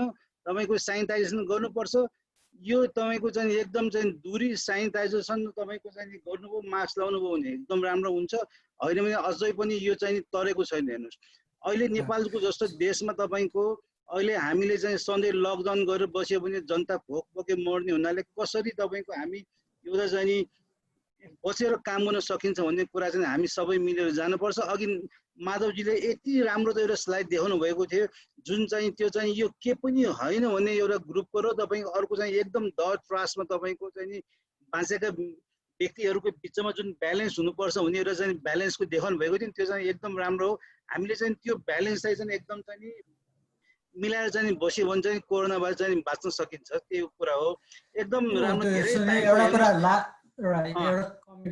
मान्छेलाई भेन्टिलेटरमा राख्नु पर्यो भने then the probability of them surviving even in a health care setting America जस्तो western country it is really low 70-80% people are going to die okay भेन्टिलेटरमा राख्नु पर्यो भने अनि भेन्टिलेटरबाट निस्केपछि पनि the quality of life probably is going to be bad. So you don't get to that point. अनि 5वटा ventilator भएको देशमा अथवा अस्पतालमा if you have 15 जना, then you can't get out of an epidemic by trying to treat people. तपाईँले जे भन्नुभयो त्यो अघि mass class, you have to do that, but you can't get out of the epidemic by just treatment. Exactly. म तपाईलाई example दिन्छु आज मात्रै तपाईको आज भन्दा 5 दिन अगाडि 5-7 दिन अगाडि Kathmandu medical college covid hospital हो हामी कहाँ कोभिडको बिरामीहरु छौं एकजना एनेस्थेसियाको प्रोफेसरलाई तपाईको चाहिँ सिम्पल ज्वरो आइराखेको थियो तगडा मान्छे हाम्रो एजको मान्छे उलाई न डायबिटिज थियो न उसको चाहिँ उ यति तपाईको चाहिँ तगडा उसको चाहिँ इम्युन सिस्टम थियो यति बिहान तपाईको चाहिँ 15-20 किलोमिटर जगिङ गर्ने मान्छे आफ्नो एकदम स्वास्थ्य तगडा गरेको मान्छे लाग्यो हिजो दिउँसो तपाईको हिजो बेलुकीतिर एकैपल्ट के भयो भन्दाखेरि सास फेर्न गाह्रो भयो भनेर तपाई हामीले त उहाँलाई चाहिँ उता लग्यौं के भन्छ त्रिभुवन युनिभर्सिटी इन्स्टिट्युट अफ मेडिसिनमा लगेर केही नभएको तपाईको बिरामी मेडिकल डाक्टर प्रोफेसर हो उ चाहिँ तपाईको चाहिँ आईसीयू मा भर्ना गरेर उलाई चाहिँ अहिले एकदम चाहिँ नि इम्पोर्टेन्ट चाहिँ चलन पनि औषधि चलिरहेको छैन भनेपछि यो कुना यो केही पनि हैन भने रोग हैन जो मान्छेले पर्छ उलाई थाहा हुन्छ यो एकदम चाहिँ सिभियर रोग हो अहिलेसम्म चाहिँ हामी कहाँ चाहिँ बचिराखेको छ भगवानले बचाइराखेको छ र नेपाल सरकारले पनि सकिन नसिक गरिराखेको छ हामी चाहिँ हेल्थ केयर वर्कर्सले चाहिँ गरिराखेको छ म बिहान पनि मेरो एउटा ग्रुपसँग कुरा भएको थियो यो के पनि हैन मैले भने भन्दाखेरि हेर्नुस् प्रभु हामी तपाईको चाहिँ स्वास्थ्य कार्यकर्ताहरु तपाईको डाक्टर नर्स तपाईको हेल्थ असिस्टेन्ट तपाईको ल्याब वर्कर यति हामी थाकिसकेको काम गरो तपाईहरु 100 जना मान्छेको जमकत गर्नुस् कृपया प्रत्येक हस्पिटलमा गएर तपाईको चाहिँ काम गरिदिनुस् हाम्रो सतहमा हाम्रो सिफ्ट तपाईले बिरामीलाई एकदम हेल्प गर्ने गर्नुस् तपाईले हामी चाहिँ सबै प्रोटेक्सन पनि दिन्छौं तपाईले हामी चाहिँ हामीले पाउने चाहिँ अनाउन्समेन्ट दिन्छौं पनि भनिसक्यौं यदि आएर त्यसो गर्दियो र उहाँले चाहिँ त्यति गर्दियो भने तपाईको हामी चाहिँ एकदम कृतज्ञता हुन्थ्यो सही त्यसले गर्दाखेरि एउटा सानो क्वेशन मैले सानो एउटा प्रश्न जिज्ञासा हजुरलाई पनि त्यो कुरा विषयमा मैले हजुरले सबैजना एक्सपर्ट हुन्छ म त लेमन हो अब हेरिरहेको हुनाले मैले सोध्न मात्र खोजेँ मैले बुझे यो कुरा हावा हो कि हैन भन्ने कुरा एक मिनेट मात्र यो कुरा के छ भन्दाखेरि यसमा चाहिँ नि एकदम मैले 1 मिनेट मात्र लिए हजुर मैले बुझ्या छु हजुरको यो बुझ्या छु एउटा मात्र सोध्न खोजे हो यो जति पनि अहिले चाहिँ मिडियाहरुमा आइरहेको एउटा बुझ्न खोजे मात्र हजुरले यो हजुरलाई थाहा छ कि छैन डाक्टर विश्वरूप चौधरीको यो के हो मलाई थाहा छैन बुझ्न खोजे हजुरलाई हजुर एक्सपर्ट यो क्षेत्रमा काम गरिराख्नु भने यो डाक्टर विश्वरूप चौधरीको हजुरले हेर्नु भएको छ कि छैन एउटा हैन उहाँले चाहिँ अब इन्डियामा चाहिँ एउटा यो मोर देन 20,000 पिपललाई चाहिँ मजाले चाहिँ क्योर गरिसक्नु भएको छ एकदम कम्प्लिकेटेड केसलाई भनेको नाइस भन्ने एउटा टिम एक्सपर्ट उहाँले चाहिँ गर्नु भएको छ थाहा भएन त्यो थाहा भएन इन्डियामा त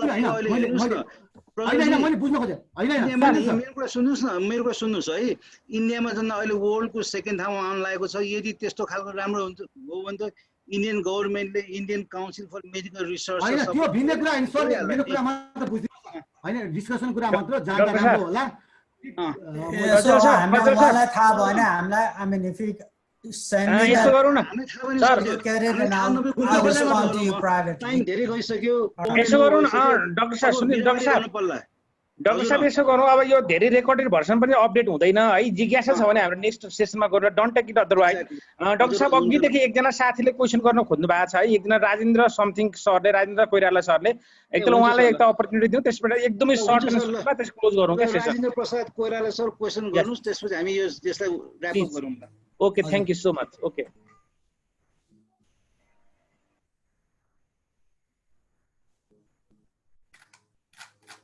hello Rajendra Koirala sir unmute गरेर बोल्नुस् सर राजेन्द्र कोइराला अघिदेखि उहाँले भन्नु Okay, sorry. Madhav sir and Sunil sir, this is my question for both of you. Like, you see, when this PCR was invented by Carey Mullis in 1985, and he got a Nobel Prize, though I don't belong to the medical student, right? And he got a Nobel Prize in 1993, and in 1998, he said that the PCR was of no use. And right now as well, there is an organization called FIND, the Foundation of Innovation New Diagnostic. It is available in Switzerland. They have also said that we have a very fluctuative, report of this PCR. This is my only curiosity, whether we should follow it or whether not. This is Sunil sir, Madhav sir, both just I'm asking a question. Thank you, sir. Okay. Your PCR, I mean, in the context of somebody, your diagnostic garna ke, I mean, is it it's a fair specify. Are you saying that we shouldn't trust PCR for anything, or? No, it's not a matter of trusting or anything else. Like whatever this kind of like organization have been explaining, and they are just trying to deorient people against this PCR. What is this all about? Okay. PCR, whether it's a PCR test or any other test, just if you test somebody, and if you can't use that test either to control the pandemic because you don't get the test, results in time, use it for prevention purposes or diagnostic purposes, there's no point in testing somebody. Hey, my personal opinion, it doesn't matter PCR test or some other test. You have to know why are you testing somebody? Is that test going to be useful for helping them to treat somebody or prevent somebody? As a test sample PCR test, that's useless. In fact, there's a debate.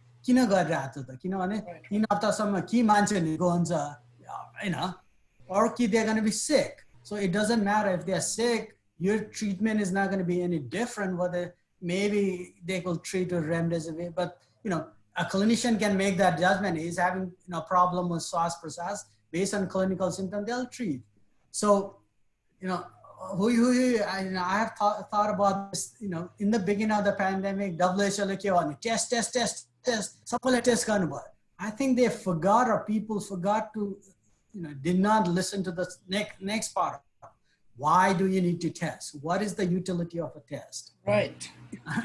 The second point is, PCR is a highly sensitive, what is a PCR test showing you? It's basically showing you whether it has a piece of the viral RNA or not in you.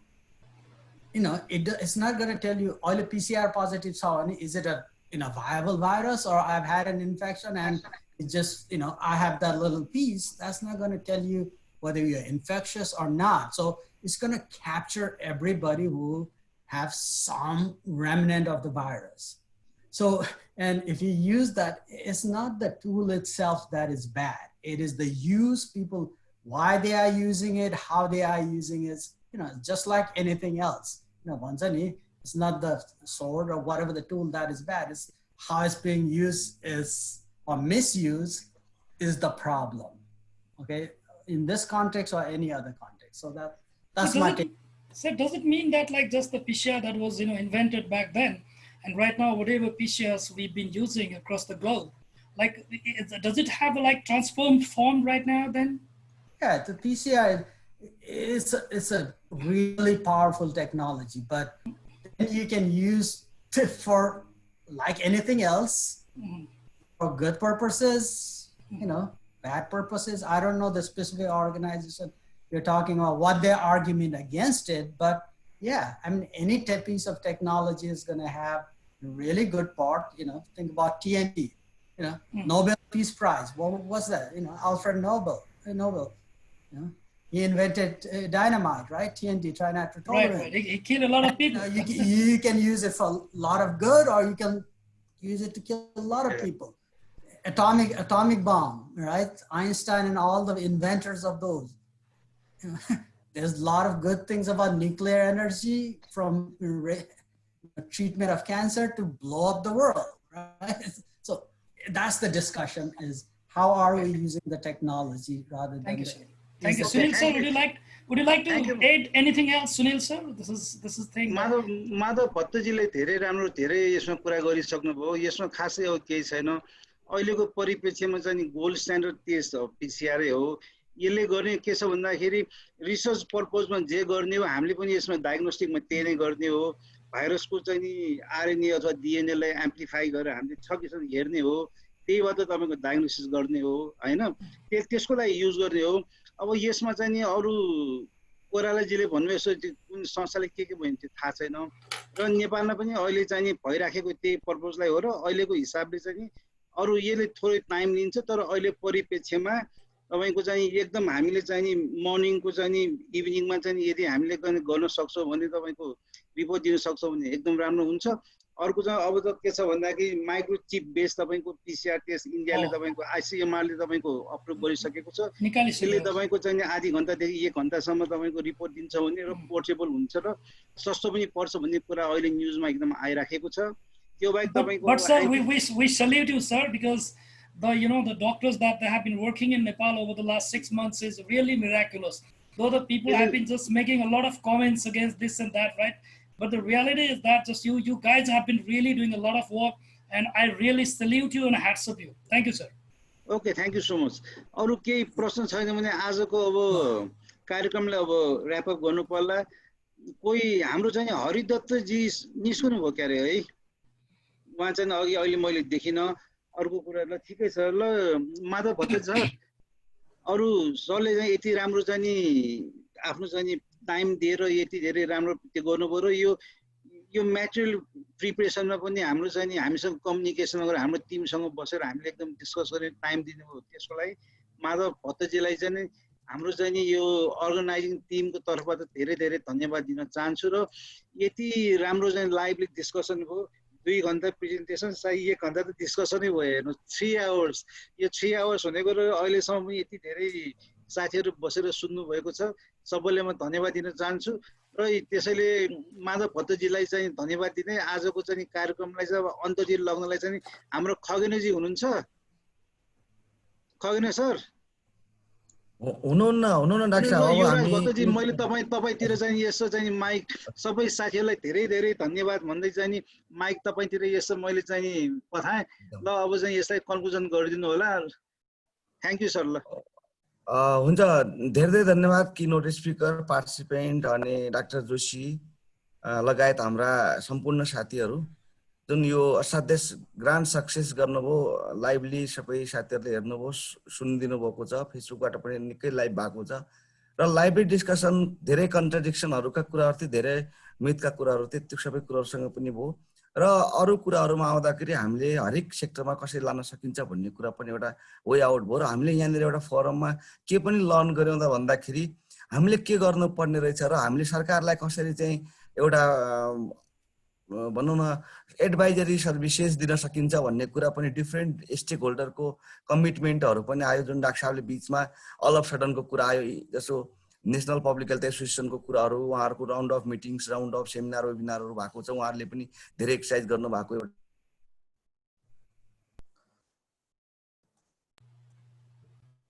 ल तपाईँको microphone mute भएछ, सुनिएन। Bhatt sir unmute गर्नु त। Bhatt sir तपाईँको unmute गर्नु न। त्यस कारणले गर्दाखेरि यो महत्त्वपूर्ण समयमा हामीले जुन सरकारलाई सुत्दा एउटा घचघच्याउने बाटोको रूपमा यो प्लेटफर्मले काम गर्यो।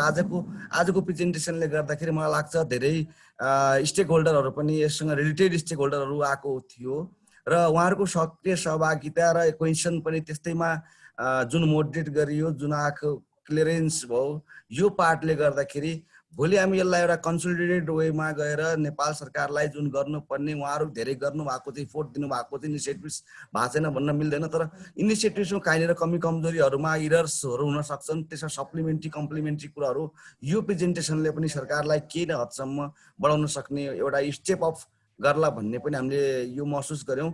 यो प्लेटफर्म मात्रै होइन, जुन वर्ल्डको ग्लोबल फिनोमिना र केन्ट युनिभर्सिटीबाट यत्रो लामो अनुभव लिएर हामीसँग त्यो ग्लोबल ट्रेन्ड्स र नेपालको कम्पिटिबिलिटी कसरी मिलाउन सक्छ, हार्मोनाइज कसरी गर्न सकिन्छ भन्ने सन्दर्भसँग जोड दिनुभयो। धेरै धेरै धन्यवाद किनोट speaker professor doctor Madhav Prasad Bhatt र अन्य सम्पूर्ण टिमहरूलाई। र आज हामी असाध्यै महत्त्वपूर्ण समयमा यो लियौँ र इभन सबै साथीहरूको डिनर खाने बेला पनि भइसकेको छ। यो समयलाई पनि हामी अब डिस्टर्ब नगरौँ, फ्यामिली टाइमलाई पनि उपयोग गरौँ र कोरोनाबाट बचाउँ र सबैलाई बचाउँ भन्ने अभियानमा आज हामी अन्त गर्छौँ। धेरै धेरै धन्यवाद। यो सेसन क्लोज भएको जानकारी गराउन चाहन्छु। धन्यवाद।